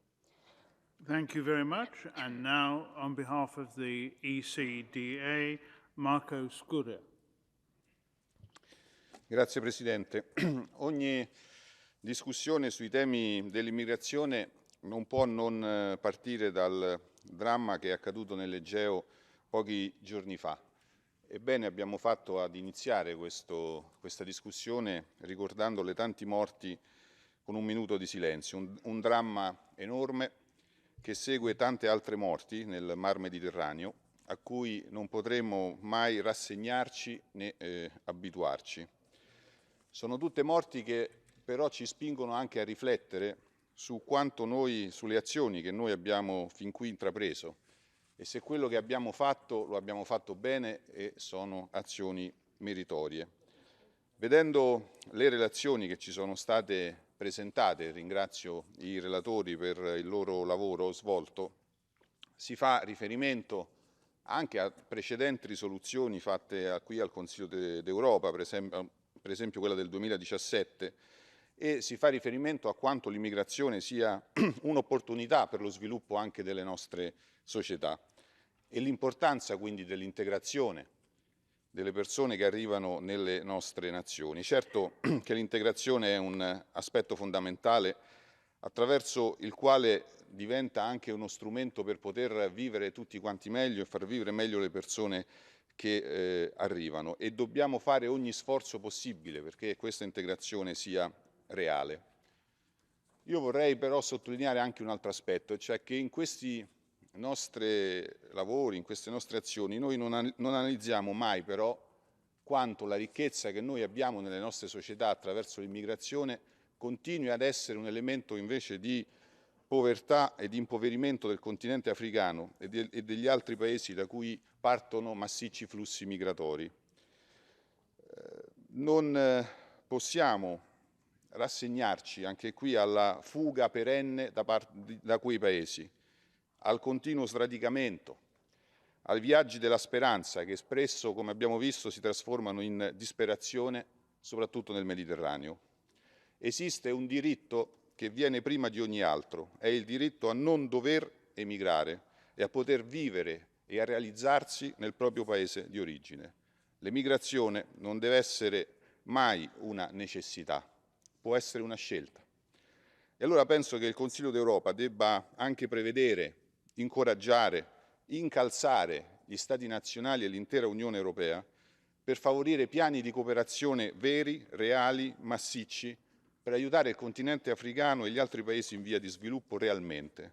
Perché, per esempio, non ci facciamo promotori come Consiglio d'Europa di una grande conferenza internazionale sulle cause dell'immigrazione, sulla situazione che spinge tante persone ad abbandonare i propri stati, quali sono le soluzioni per poter evitare questo? Potrebbe essere un'occasione per ridare centralità al nostro Consiglio d'Europa ed avere una sua presenza anche sullo scenario internazionale, altrimenti rimarrà solo l'utopia di poter accogliere tutti quanti, non solo i rifugiati, non solo i richiedenti asilo, non solo coloro i quali hanno necessità di protezione internazionale secondo la Convenzione delle Nazioni Unite e dell'Unione Europea, ma tutti coloro che cercano una vita scevra di povertà e di stenti e che si ritrovano nelle nostre società senza che le nostre società siano in grado di garantire servizi, diritti, possibilità e che spesso fanno finire queste persone in mano della criminalità e dello sfruttamento, quando, peggio ancora, non li dobbiamo piangere in fondo al mare. Thank you. And now, on behalf of the UEL, Mr. Fernandez, la parole est avec vous. Merci, Monsieur le Président. D'abord, mon groupe tient à relever la qualité des rapports que nous examinons aujourd'hui, qui sont utiles, qui sont juste très documentés. Et nous saluons le travail des rapporteurs mettant en évidence des bonnes pratiques, des préconisations favorables qui, si elles sont suivies par nos États membres, contribueront à contrer la vision mortifère selon laquelle les migrations seraient une menace ou un danger, vision qui prend de l'ampleur jusqu'au cœur de cette institution. Oui, mieux intégrer les migrants et les réfugiés bénéficie à toutes et tous, et le fait de prendre des mesures pour garantir cette intégration permet à nos sociétés de mieux vivre. Oui, le sport comme la culture, les services publics, les collectivités sont de formidables leviers d'intégration. Oui, protéger les migrants et les réfugiés par l'accès au droit à la santé, au logement et au travail dans les conditions du droit qui s'appliquent à toutes et tous. Cet accès au droit est essentiel dans nos démocraties, car c'est bien de cela dont il s'agit. Respecter les droits fondamentaux reconnus par la Convention européenne des droits de l'homme et dont notre institution est la garante. Oui, cela requiert une meilleure coopération internationale, des moyens, de la logistique, mais le droit à la vie, à la liberté et à la sûreté, à la non-discrimination ne sont pas négociables. Il s'agit de vies humaines qui s'arrachent à leur terre d'origine pour survivre ou tenter d'améliorer leurs conditions. À cet instant, je pense aux victimes du naufrage qui a eu lieu au large de la Grèce. Des centaines de personnes ont disparu dans ce drame absolu qui s'ajoute à la terrible liste mortuaire de plusieurs dizaines de milliers de victimes depuis les dernières décennies. Il s'agit de femmes, d'hommes, d'enfants qui avaient initié cette traversée dont ils connaissaient les immenses risques en quête d'un avenir meilleur. La Mare Nostrum est devenue leur cimetière. Il est plus que temps de nous remettre collectivement en cause depuis nos salons feutrés et nos hémicycles. Agissons pour stopper ces tragédies quotidiennes. Alors, ces trois rapports sont bienvenus en ces temps plus que troublés où la menace d'extrême droite grandit jusqu'en notre sein. Un nombre croissant de nos gouvernements remettent en question les droits des migrants et des réfugiés. Hier soir, au cœur même de Paris, la police d'Emmanuel Macron a violemment attaqué un campement de mineurs non accompagnés pour les disperser, au mépris de toutes les conventions, au mépris de la liberté, de l'égalité et de la fraternité. Pourtant, nos sociétés ont prouvé leur capacité à accueillir les réfugiés ukrainiens dans des conditions qui doivent nous servir de modèle. Dès le déclenchement de la guerre d'agression russe, c'était notre devoir et nous le remplissons. Mes chers collègues, comment justifier que ces bonnes pratiques ne soient pas suivies pour l'ensemble des personnes migrantes, réfugiées, déplacées, avec une attention particulière pour les groupes vulnérables tels que les femmes, les enfants non accompagnés, les personnes âgées, handicapées, les membres de la communauté LGBTQI+. Chers collègues, l'honneur de la démocratie que nous défendons ici réside dans l'accueil digne de toutes les personnes qui en ont besoin. Soyons à la hauteur des principes universels et humanistes qui doivent urgemment redevenir notre boussole commune. Merci, monsieur. Now we move on to the main speakers list, and I call Mr. Kamelchuk to speak first. Thank you, dear Chairman, dear colleagues.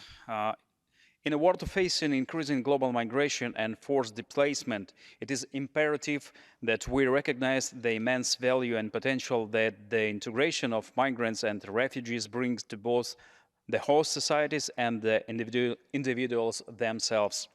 Integration is a multifaceted and dynamic process that encompasses social, economic, and cultural dimensions.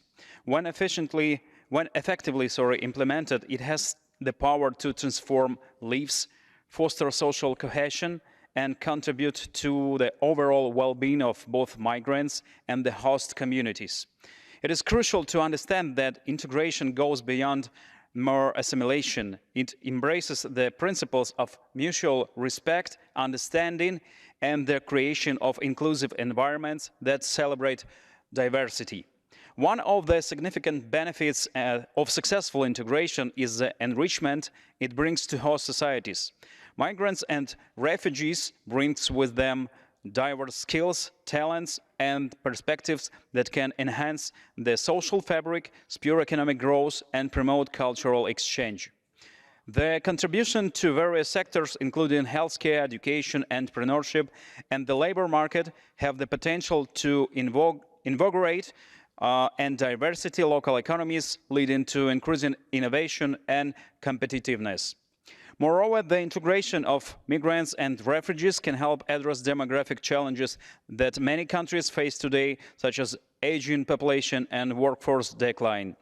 By harnessing the skills and potential of these individuals, host societies can mitigate labor market gaps, sustain economic growth, and maintain the vitality of the communities.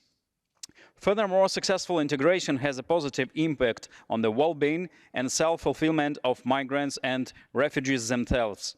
It offers them opportunities for personal and professional development, empowers them to rebuild their lives, and allows them to contribute to their new communities. Through access to education, employment, healthcare, and social services, integration provides the necessary tools and support for individuals to thrive and achieve their full potential.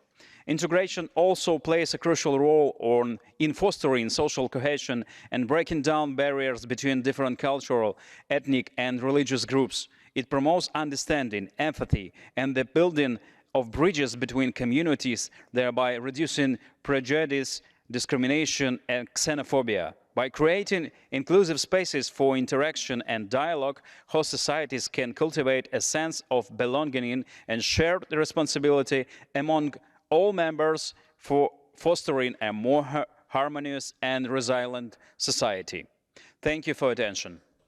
Thank you very much. And now I call Ruth Jones.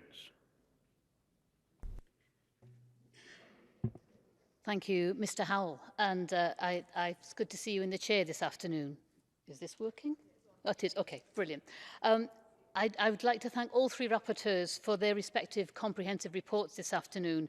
And I will be speaking principally on Mr. Hadjikovic's report. Yesterday, as we've already heard, was World Refugee Day, and organisations across the globe have been using this moment to celebrate the positive impact refugees can have. In the UK in particular, we've been highlighting the injustices of the illegal immigration bill that this UK government is currently recklessly pushing. This is a bill that my party believes undermines compliance with the international laws and standards that other countries are committed to upholding. The resolution that we are debating today, by contrast, promotes some of the highest standards that we should be meeting. I must briefly praise the Welsh Government, as integration is a devolved matter in the UK, as they declared Wales a nation of sanctuary in 2019. This was then put into clear practice during the initial crisis in Ukraine. The Welsh Government became a super sponsor in the Homes for Ukraine scheme, accepting thousands of Ukrainians into Wales. They also opened 6 welcome centres in Wales, much like the one in the city in Ionina mentioned in the report. So I thank the officials and elected representatives in the Senate for their continuing work on making Wales a truly accepting place. I do note that on the topic of integration, although it is England only, Dame Sarah Khan was appointed in March 2021 as the UK's Government Independent Advisor for Social Cohesion and Resilience. There was a consultation open from April 2022 and was extended to June 2022. But since that time, I can find no official updates and certainly no publication timetable. So following the rapporteurs today, I will be returning home to ask questions about where this independent review has gone and why it has disappeared without trace.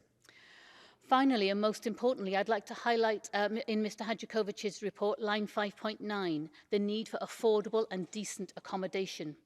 In the UK, we have a housing crisis worsened by 13 years of Conservative government, but our current situation is deteriorating rapidly, with the Tory government proposing desperate, vulnerable refugees and asylum seekers are to be dumped into hotels or army camps, or even worse, put on barges.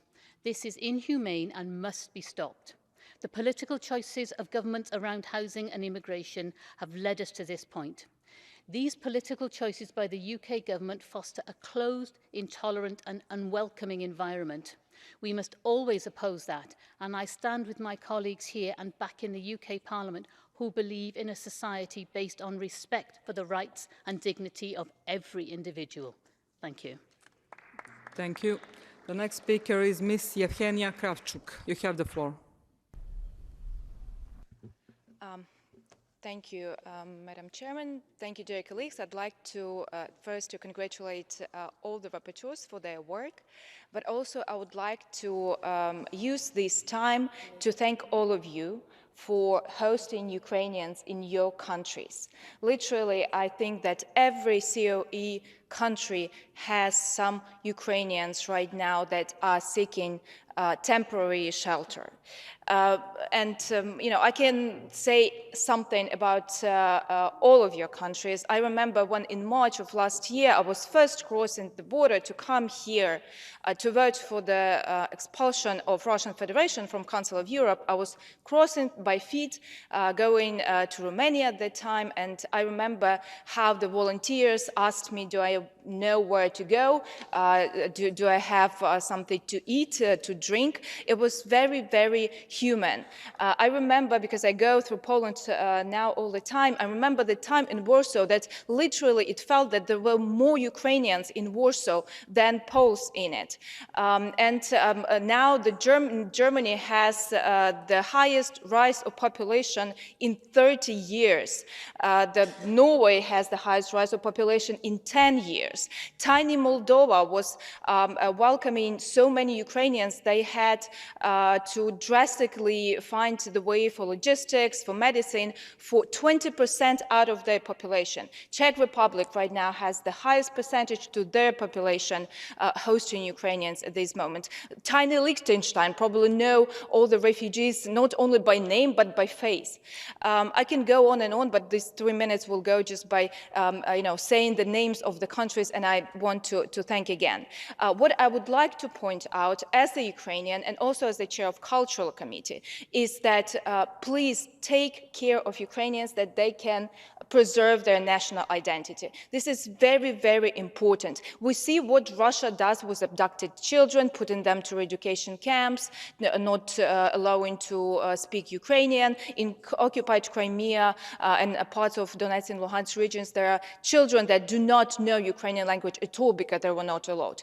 Please make sure that you pay attention to cultural projects, that you have Ukrainian books in the libraries, that there are cultural centers where Ukrainians can come together and execute their cultural identity. This is very important.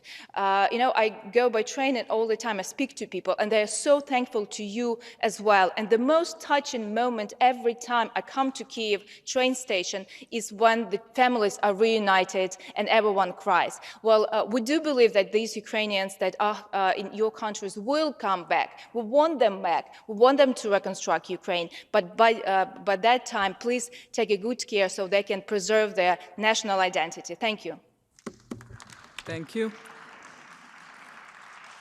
The next speaker is Mr. Thibault Francois. You have the floor.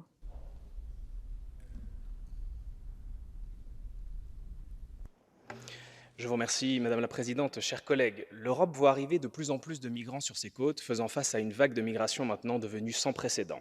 En parallèle de cela, les peuples européens subissent un coût de la vie qui ne cesse d'augmenter. Inflation massive, hausse des impôts, prix de l'énergie et du carburant qui explosent. Les Français n'accepteront pas cette nouvelle inégalité que vous souhaitez promouvoir dans nos sociétés. Quelle légitimité ont les clandestins à exiger et obtenir une couverture médicale financée par les contribuables européens? Ils n'ont jamais contribué dans nos pays.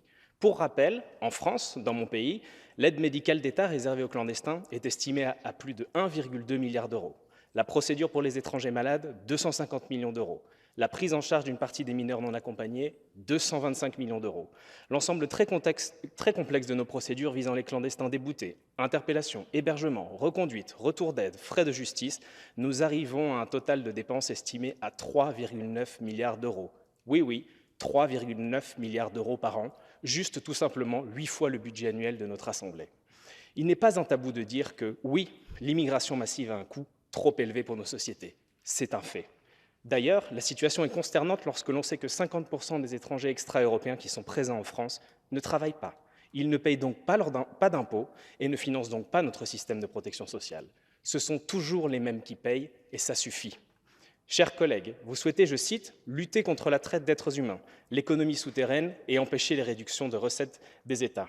Le mieux serait de lutter activement contre les mafias de passeurs qui s'enrichissent sur la misère des gens, ainsi que de favoriser le retour des clandestins dans leur pays d'origine qui ne sont pas en guerre, et cela sans délai. Sans quoi, nos systèmes de protection sociale respectifs ne tiendront pas sous ces pressions. Je vous remercie. Thank you. In the debate, I call next Ms. Sibel Arslan. You have the floor. Vielen Dank, Frau Präsidentin, geschätzte Kolleginnen und Kollegen. Ich möchte mich vorerst bei der Berichterstatterin bedanken für diese wertvollen Berichte. Und ich glaube, dass mein Vorredner gerade auch aufgezeigt hat, wo die Schwierigkeiten sind bei der Migration und warum es wichtig ist, dass wir in Migration und bei den flüchtenden Personen, bei den Geflüchteten, aber auch bei den Sans-Papiers investieren sollten, damit genau eben diese kritischen Punkte nicht mehr weiterhin gesagt werden können, damit sie nicht mehr bestehen, weil da ein großes Potenzial auch vorhanden ist, die wir in Europa nicht genügend nutzen. Und es wäre wichtig, dass wir diese große Frage der Migration mit den Konsequenzen und aber auch Schwierigkeiten würdig angehen. Das wurde in all diesen Berichten in der Tat auch gemacht, dass man auch Vorschläge einbringt. Deshalb bin ich froh über die Empfehlungen, die auch in diesen Berichten vorgebracht worden sind. Migration ist eine Herausforderung für uns alle. Ich kenne diese Situation. Ich bin selber von einem Land in die andere, auch als Migrantin ausgewandert. Die Voraussetzungen waren nicht immer sehr einfach, aber ich vertrete jetzt meine neue Heimat. Und ich glaube, das ist auch ein Potenzial, die gerne auch genommen worden ist. Und ich bin stolz auf beides. Ich kann mehrere Sachen einbringen, vieles auch verstehen, international auch. Und ich kann vermitteln. Das heißt, ich kann sowohl bei den Migrantinnen, die flüchten müssen, die vielleicht auch ihre Schwierigkeiten haben, vermitteln, aber auch ich kann eine Übersetzungsarbeit leisten für diejenigen, die eben auch vielleicht diese Geschichte nicht können. Und deshalb ist es auch wichtig, dass wir irgendwann über Integration, nicht mehr über Integration, sondern Inklusion sprechen, weil dann werden wir eben auch genau diese Migrantinnen und geflüchtete Menschen auch würdig behandeln können und aufnehmen. Für mich fällt es bei den Berichten nur einzig die Heimatlosen, die nicht Eingang gefunden haben in die Berichte. Auch diese Menschen werden in Europa zu Heimatlosen. Vielleicht sollten wir uns auch mal damit beschäftigen. Und ich möchte mich bei meiner Kollegin Adamara insbesondere bedanken für den Schutz von Arbeitnehmerinnen ohne Papiere, weil ihre Situation sowohl für sie selber, aber als auch für ihre Kinder, die dann auch in die Schulen kommen und mit diesen Schwierigkeiten auch rechnen müssen, vehemente Konsequenzen hat, auch für die Wirtschaft. Und ich denke, wir als Europarat dürfen nicht zulassen, dass Menschen ausgebeutet werden, Missbrauchspotenzialen vorhanden sind, weil sie sexuell vielleicht ausgebeutet werden können. Meine Damen und Herren, viele Migrantinnen haben keine Stimme. Ich freue mich, dass wir mit diesen Berichten Ihnen eine Stimme geben können. Vielen herzlichen Dank. Thank you. The next speaker is Mr. Davor Ivo Stier. You have the floor. Thank you, Madam President. And let me start by congratulating our 4 rapporteurs for their work. Now, whether we speak of the advantages of integration of migrants and refugees, as it's elaborated by Mr. Hajdukovic in his report, or we speak about social inclusion or health protection of undocumented workers, we always come to one crucial point, and that is the importance of communities. Strong, resilient, and inclusive communities. Because society is not just the sum of individuals, but is rather a complex network of communities, starting with the family and then through a different variety of societies, of associations, of intermediate bodies of the society, all the way up to our local, regional, national, and yes, why not, our European community. Now, while talking about this important issue of migration, let us not close our eyes to the importance also of religious communities and their crucial work in integrating immigrants. And let me also use this concept of immigrants, meaning, of course, all the persons that are migrating from one country to the other to establish there their permanent residence. So I was talking about the importance of acknowledging also the work of religious communities in accepting into their communities immigrants, in treating them as sisters and brothers, as Pope Francis suggests in Fratelli Tutti, regardless of their legal status, actually helping them with legal advice and support, advocating for the respect of their social rights, the respect of their dignity as human persons. Now, as Mr. Hajdukovic rightly said, integration also implies a responsibility of immigrants to accept and respect the identity and the rules of the community they are joining without renouncing to their heritage.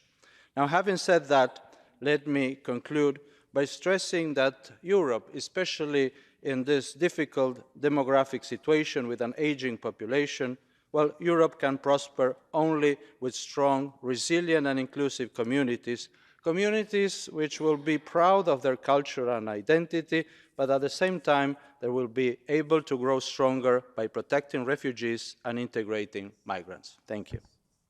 Thank you. In the debate, I call next Mr. Laszlo Toroszkai. You have the floor. Thank you, Madam President. I would like to address the part of this report that focuses on the social integration of migrants through sport. This report has nothing to do with reality. Those involved in writing this report are living in a dream world. They are so hopelessly naive, so ignorant of reality that they should not be involved in politics and human rights because they are causing terrible damage with their fairy tales. Of course, you can put together a football team of hundreds of thousands of migrants consisting only of angels who can say that they have been accepted by society thanks to sports. It is also possible to raise the awareness of the European people to the increasing numbers of migrants, of even refugees playing in European sports teams, but that will not change the facts. As for sports, there have been a number of scandals in recent years involving sportsmen who have committed serious crimes, theft, robbery, assault, rape, and many of them come from first or second generation immigrant families. For example, Akraf Hakimi, born in Spain to Moroccan immigrant parents, was recently accused of rape. His case is just one of many where a sportsman of immigrant background has committed a crime. Unfortunately, there are more and more scandals, violence and crime linked to sports in Europe. It is naive to think that sport makes it easier for immigrants to integrate. At best, you can lie to people about it to reduce resistance against mass migration. I will show you the reality. I can invite you to my small town, Ásotthalom, where we live right next to the Hungarian-Serbian border, which is also the border of the European Union, and nowadays it is a war zone. Gangs of human traffickers and armed migrants are shooting machine guns, destroying our lives. Just as crime statistics have worsened everywhere where immigration has increased massively. Breaking into our countries illegally, led by human traffickers, criminals, is not a human right. It is a crime that is destroying Europe. We should not be organizing sports teams of migrants. We should be defending our borders and law and order. When are you finally going to wake up? Thank you very much. Thank you. The next speaker is Mr. Jeremy Corbyn. You have the floor.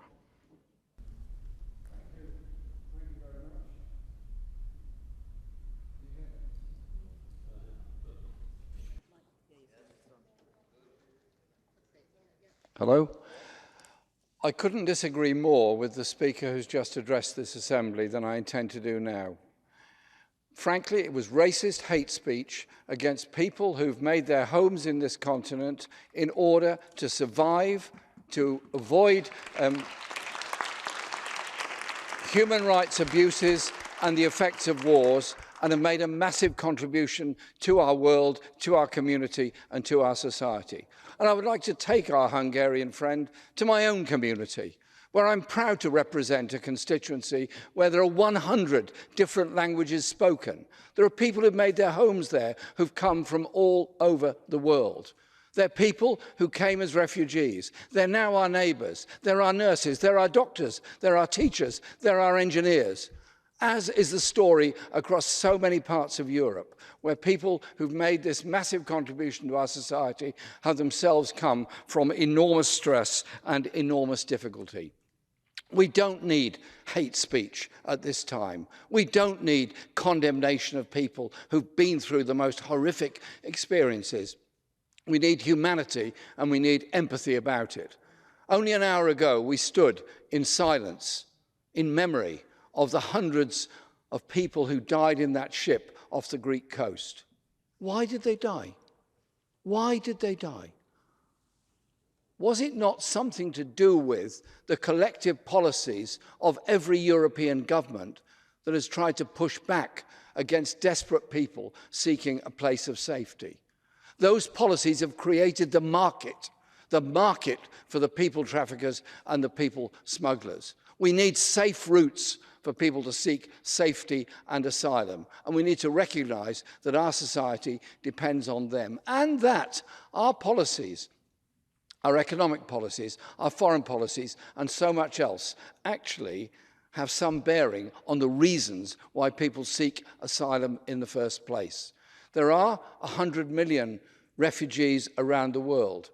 A minority of them are in Europe. The vast majority are being looked after in countries that don't have the resources, the wherewithal, or anything else to cope with it. So surely we need something better. And I commend the reports that are in front of us today because they talk about integration, they talk about sport, they talk about the right of access to healthcare, which is so important for all asylum seekers and refugees. We're in a privileged position. We can get up and speak about these things. But those that are living in my country without recourse to public funds, living in poverty on the streets, having to beg to survive, in some cases going on for years, those are the people that have no voice. We must make sure that their voice is heard. These reports go some way towards bringing a sense of decency, a sense of humanity, and a sense of inclusion in this world to these people who've suffered so much. They don't deserve to be treated like this, and they don't deserve the kind of language that was thrown at them a few moments ago. Thank you.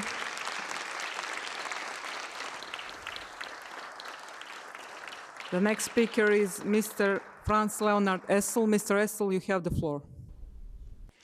Danke, Frau Vorsitzende, meine geschätzten Damen und Herren. Ich möchte zu dem Bericht die Integration von Migranten und Flüchtlingen, Vorteile für alle Beteiligten Stellung nehmen. Im ersten Moment möchte ich sagen, geht es mir wie dem Vorredner, das ist plausibel und unterstützungswürdig.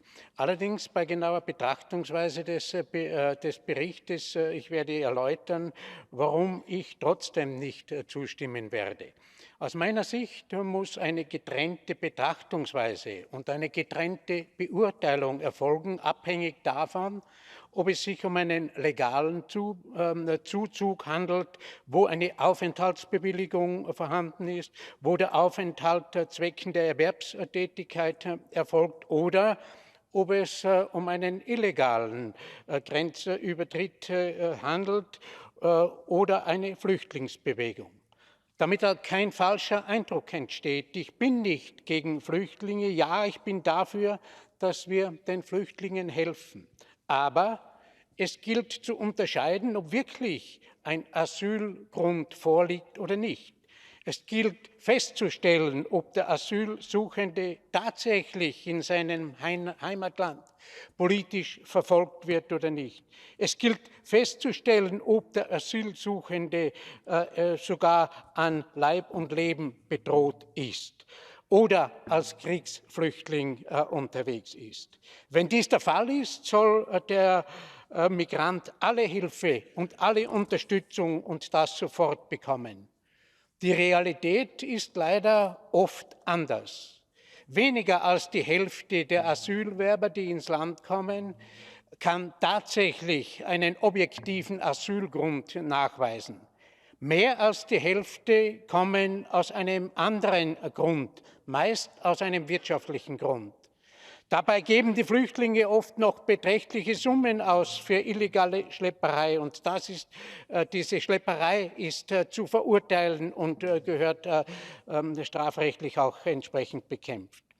Wie wir wissen, ist allerdings ein Asylverfahren nicht in 2 Monaten abgeschlossen.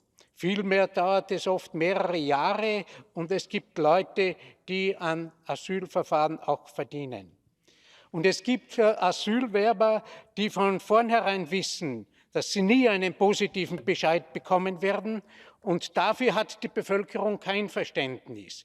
Es fehlt mir leider die Redezeit, um Beispiele zu bringen. Aber für diese Fälle halte ich es nicht für zielführend, dass alle Maßnahmen zur Integration gesetzt werden, um dann letztendlich zu sagen, es gibt keinen Asylgrund, es gibt keinen positiven Asylbescheid, du musst das Land wieder verlassen. Daher meine Forderung, erstens Unterstützung für die Flüchtlinge im Herkunftsland. Zweitens kurze Asylverfahren und rasche Entscheidungen. Und drittens für Asylsuchende mit einem positiven Aufenthaltsbescheid und für Migranten, die im beiderseitigen Einvernehmen ins Land kommen, sollen Maßnahmen zur Integration vom ersten Tag an zum Tragen kommen. Es ist im Bericht ja darauf hingewiesen, Sprachunterricht, Ausbildung, Bildung, Arbeitsplatz, Zugang zu Wohnungen, die in diesem Fall vollkommen zu unterstützen sind. Schade, dass der Bericht hier keine Unterscheidung trifft und deshalb kann ich dem Bericht auch nicht zustimmen. Thank you.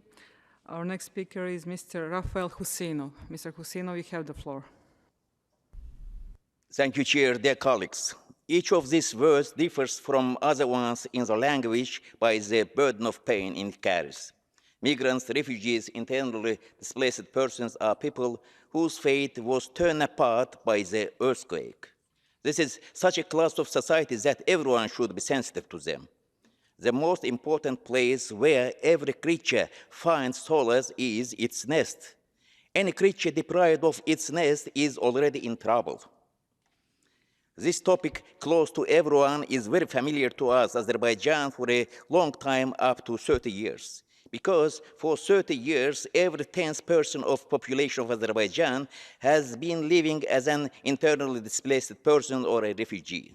Only in November 2020 did the situation begin to change after Azerbaijan liberated 20% of territory occupied by Armenia and its supporters. IDPs have already gradually begun to move into houses built for them in the territories liberated from occupation and cleared of mines. Nevertheless, this is not a process that will end soon, because the occupied lands have become completely uninhabitable over the past 30 years. Moreover, these places are completely mined and have become a source of serious danger. In other words, now actually double overtime work is being carried out on the liberated lands. First, areas are being cleared of mines. Only after that, construction work begins there. Therefore, my country will have to live with care for refugees and IDPs for several more years, and for a long time, this difficult topic will unfortunately retain its alarming relevance for us. I would also like to share my thoughts about the unpleasant experience of communicating with refugees and IDPs. We have witnessed that in our Assembly and in other international organizations, numerous debates on these topics have been held for years. The necessary words were spoken, resolutions and other important documents were adopted, but no serious work was carried out towards the fundamental improvement of the situation of the people belonging to this class, as well as towards fundamental solution of their problems. The distance between words and deeds has always been very long. Today, attaching particular significance to the issue, we hold a joint discussion on 3 topics, analyze the problem from several angles, and will eventually adopt a resolution. I would very much like one of the positive innovations in our work to be that we should not be content with a dormant document left on paper, but let's ensure that the most important points of today's exchange of views and reports lead to the realization of the desired positive change in the lives of migrants, refugees, and internally displaced persons. Thank you. Thank you. Our next speaker is Mr. Oleksiy Goncharenko. Mr. Goncharenko, you have the floor. Thank you very much.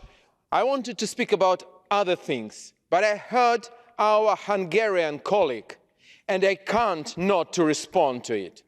Because when you're saying that you live in a war zone on Hungarian-Serbian border, welcome to Ukraine.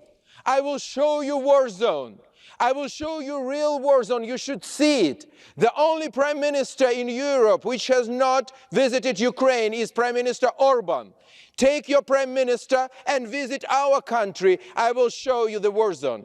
And I will show you why people sometimes in their life need to run away from a butchers who came to kill them. I will show you Bucha, Gostomel, Irpin. I will show you how it is to live like this. I will show my native Odessa, where just a week ago explosion was just 200 meters from my home, and my children were scared and crying on my hands. I will show you what is a war zone. And when you are saying that your enemies are migrants or refugees running from tyrants and butchers like Assad or Putin or others, no. Your enemies and our enemies are Putin himself, Assad himself, other people who made other human beings to run away, to leave their homes, that who are our enemies. And you should know this, because if you don't know this, are you really Europe? You said it is a border of European Union, but European Union is not just a word, it's not just a stars on the flag, it's the values, it's humanity. And I want to say dziękuję bardzo to Polish people who accepted Ukrainian refugees, mulțumesc to Romanian, Moldovians, dziękuję to Czech people. I want to say dankeschön to German, thank you to English people, Aita to Estonian, Paldis to Latvian, Ačiū to Lithuanian, to everybody who saved the lives, and by this who showed that they are human, and that is so important. The most important task in our life is to be human. But it is the most difficult, but the most important task. So please be human. I want to address all of you. Please support those who are running from the war, Ukrainians or other people who just need this support and shelter. I understand that sometimes you can be used to what's going on in the world. Sometimes you can be tired from all of this. But believe me, there are places in the world which are much, much worse than Serbian-Hungarian border, as you told us. And when you are in such place, the only thing you need is another human who is standing shoulder to shoulder with you. Thank you very much. Thank you. Now I call Ms. Kate O'Seymour. Ms. O'Seymour, you have the floor. Thank you, Madam Chair, for calling me to speak in this joint debate. I would like to congratulate all the rapporteurs on their timely reports, which I fully support. But I will principally speak to Adamara's report. I would like to draw my remarks to shine a light on another group of migrants who are documented but are in an irregular situation. They are marginalised because they have no recourse to public funds. NRPF, as it's known, is a condition attached by the UK Home Office to a significant number of migrants' immigration statuses, which excludes them from accessing a significant section of the public safety net, despite paying income tax and national insurance. This condition excludes access to benefits and homelessness assistance. Unable to fall back on the welfare system like other workers, notably during the COVID lockdown, if struggling financially or if they became sick, they could not access sick pay or secondary health care. This, therefore, leaves them more dependent on employers and are vulnerable to exploitative and unlawful practices, just like the undocumented. cited in the draft resolution of this report we are discussing today, estimates between 4 to 5 million undocumented persons in Europe. Well, 1.4 million migrants in the UK are subject to NRPF, which shows how widespread this is. This affects them and their families, including an estimated 180,000 children. It is not surprising that a report by the House of Commons Work and Pension Select Committee in 2021 found that families with no recourse to public funds are at higher risk of relying on food banks, living in poor quality or overcrowded housing, and becoming homeless. Even mothers and families suffering from domestic violence face additional challenges in trying to remove themselves from abusive relationships. They are denied help and subsequently remain in abuse. Their immigration status prevents them from accessing some support and services. This is clearly unjustifiable. As I draw my speech to a close, I would like us all to consider how limiting documented migrants' access to the welfare state can recreate the precarity of undocumented migrants.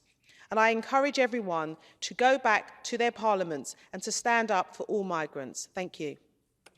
Thank you. Our next speaker is Ms. Zdravka Bušić. Ms. Bušić, you have the floor. Thank you, Madam Chair. Thank you for the rapporteurs and for the good reports they have done. Human migrations have occurred from one place to another, from one country to another, from continent to continent.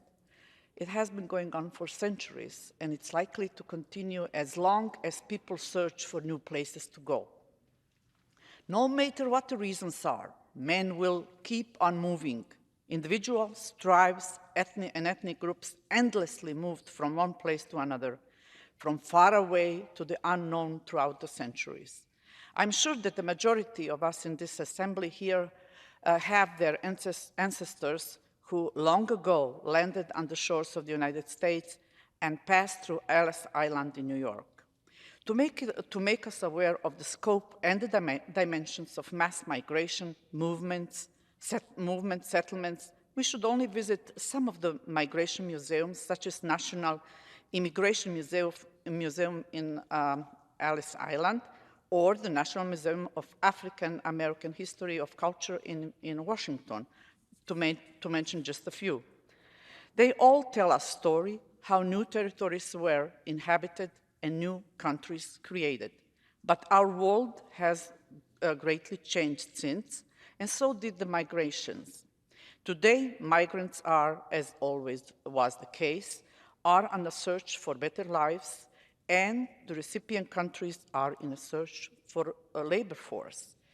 They are, in a way, independent and interdependent, I would say. Therefore, a successful integration is of benefit to both. The rapporteur, as Rapporteur Hajduković pointed out in his report. So, what the recipient countries should do to make this process successful? I would just name a few. The most important task is to include the migrants and refugees from the very beginning into the social life of the communities of their settlement. Provide them with programs, trainings, and education so that they can easier and faster start actively participate in the life of the community and grow professionally and socially. Organized trainings and education should be secured, particularly learning the language of the host country, so they can easier and faster integrate into society and into the labor force. Ghettoization must be avoided, not only because of successful integration, but also from the aspect of the security. Qualifications and skills obtained from abroad should be processed faster so they can apply for the jobs they are trained and qualified for. Good practices, successful stories of migrants, positive examples of successful integration should be broadcast on the public media. Reports about the countries of origin and the migrants and refugees, along with the history and the culture, should also be shown on public broadcast. Sports, hobbies, and participation in everyday activities should be encouraged in order to avoid discrimination, ease tension, and relax communication. It is needless to say how important that is for their physical and mental well-being. And finally, migration is here to stay with us. Europe has shown the ability to integrate, but there is a lot more to do when it comes to respect the rights and the dignity of the migrants on one side and honoring and respecting way of life of recipient countries on the other. Thank you. Thank you. The next speaker is Ms. Luz Martinez-Sejo. You have the floor. Muchas gracias, Presidenta. En primer lugar, mi felicitación a todos los ponentes por los magníficos informes que nos han expuesto hoy.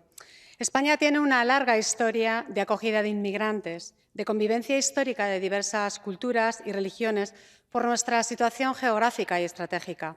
Pero también hemos sido un país de migrantes, hacia otros países europeos principalmente, también hacia América. Tenemos experiencia y por eso la gran mayoría en mi país coincidimos con estos informes. La población inmigrante representa en España aproximadamente un 12% y suponen el 12,09% de afiliados a la Seguridad Social. Un dato que ha ido creciendo de manera importante en la última década y con presencia en casi todos los sectores productivos. Hemos logrado reducir la inmigración irregular en un 25,6% en el último año, gracias a la cooperación con los países de origen y también por la lucha contra las mafias que trafican con personas.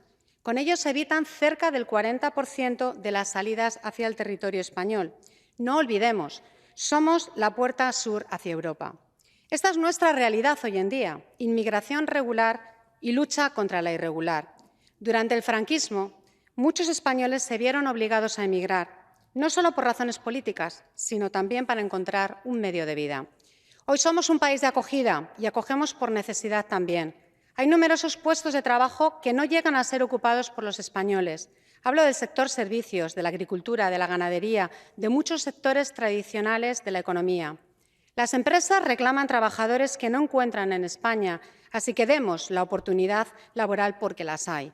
Y por eso tenemos que ser eficientes también a la hora de reconocer la experiencia y las acreditaciones profesionales de las personas inmigrantes. Nadie en Europa puede cerrar los ojos ante la realidad. Si tenemos una alta tasa de empleabilidad entre inmigrantes es porque vienen a trabajar, no como determinados partidos políticos afirman y engañan a la sociedad con mentiras que quieren transformar en realidad y dar paso al fanatismo y la xenofobia.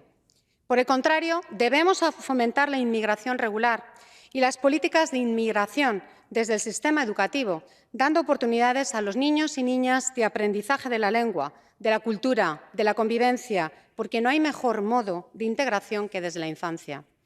La cohesión social se logra con inversión, con medidas para facilitar la convivencia y garantizar unas condiciones de vida dignas, los derechos humanos y las libertades fundamentales de todas las personas migrantes y de sus familias, independientemente de su condición migratoria.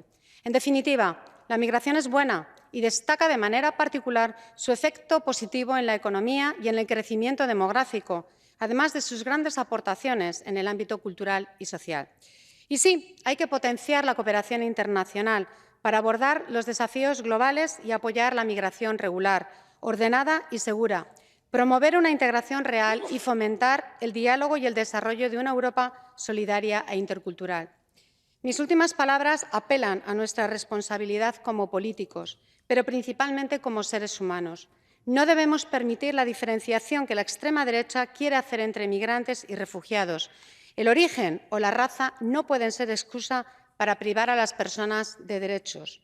Nunca debemos olvidar los derechos humanos y debemos hacer todo lo posible para preservarlos. Muchas gracias. Thank you. Our next speaker is Mr. Jacek Protasiewicz. You have the floor.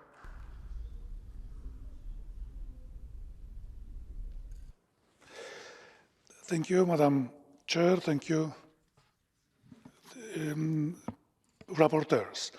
Dear colleagues, let me start with sincere congratulations to both rapporteurs.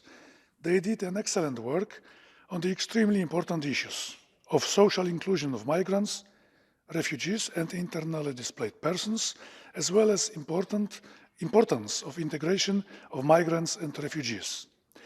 Many of the recommendations included in their reports are really accurate and worthy to be widely implemented, as well as examples of good practice listed by both rapporteurs. As I am representing Poland in this Council, I would like now to share with you our recent experiences with hosting massive refugee waves that followed, firstly, the severe repressions imposed on Belarusian people after huge protests against rigged presidential elections in 2020, and then, most of you could observe that in media, millions of Ukrainian refugees coming to Poland after the brutal, unjustified and illegal full-scale aggression of Russian Federation against their country. In both cases, Polish people warmly welcomed those refugees, offering them not only standard basic assistance, but much more. Poles offered them non-institutional shelter, inviting particularly Ukrainians to their homes to live together. Many of them still live with their hosts, sharing everyday problems and successes. As a representative of the Polish opposition party, I must also admit that the Polish government, following the common people's compassion, also raised to the challenge and offered Ukrainian refugees nearly all citizens' rights that Poles are enjoying, including an easy access to education, healthcare, labor market, as well as to social benefits. That policy was commonly accepted by the Polish society, and Ukrainians who decided to stay in Poland may feel, I hope, at home and as equal citizens, almost equal citizens, because they don't have, the voting rights. There are little examples of social tensions between Poles and Ukrainians, despite some dark times in common history and real differences like religious beliefs, for instance. That inclusive policy contributed much to the development of the Polish economy and resulted in a positive influence also on social welfare system, particularly pension schemes. Let me conclude that, not forgetting the tragic context of the cruel war in Ukraine and repressions of the Lukashenko regime against Belarusian people, these recent Polish-Ukrainian and Polish-Belarusian examples totally confirm the idea of Mr. Hajdukowicz's report. Successful integration of migrants and refugees may really be beneficial both for immigrants and the hosting society. Thank you. Thank you. Now I call Mr. Jacques. S'ils étaient adoptés, s'ils sont adoptés, puissent placer le Royaume-Uni en violation de ses obligations, y compris en vertu de la Convention. Une autre préoccupation est le préjudice causé par les discussions autour de ces réformes de hauts responsables politiques ayant laissé entendre qu'il était envisageable de ne pas respecter les obligations à l'égard de la CEDH ou de ne pas respecter les mesures provisoires et les arrêts de la Cour. Un tel discours n'est pas sans conséquence, il nuit au respect de l'état de droit et fait naître un doute sur la détermination à respecter les obligations en matière de droits de l'homme.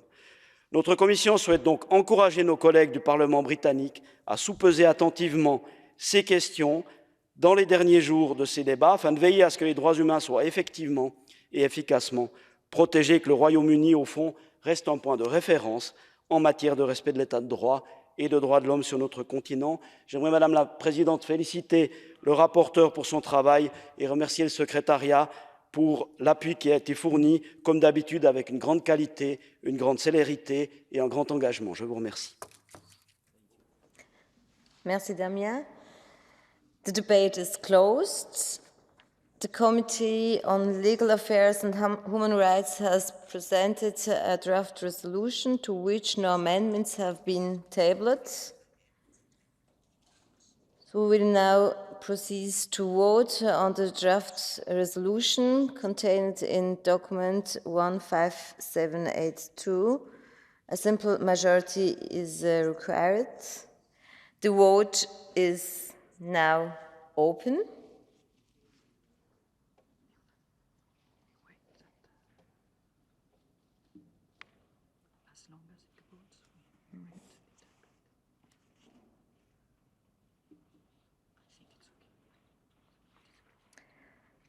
The vote is closed.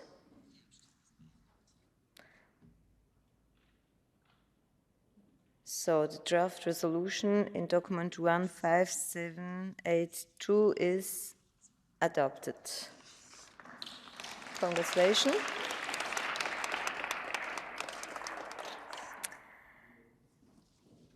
Dear colleagues, the Assembly will hold its next public sitting tomorrow afternoon at 4 p.m. with the agenda which was adopted on Monday. I would like to remind those members who are not attending the remainder of this part session to return their voting card to the dedicated box at the entrance to the chamber before leaving the Palais. The sitting is adjourned. Thank you very much. Good evening.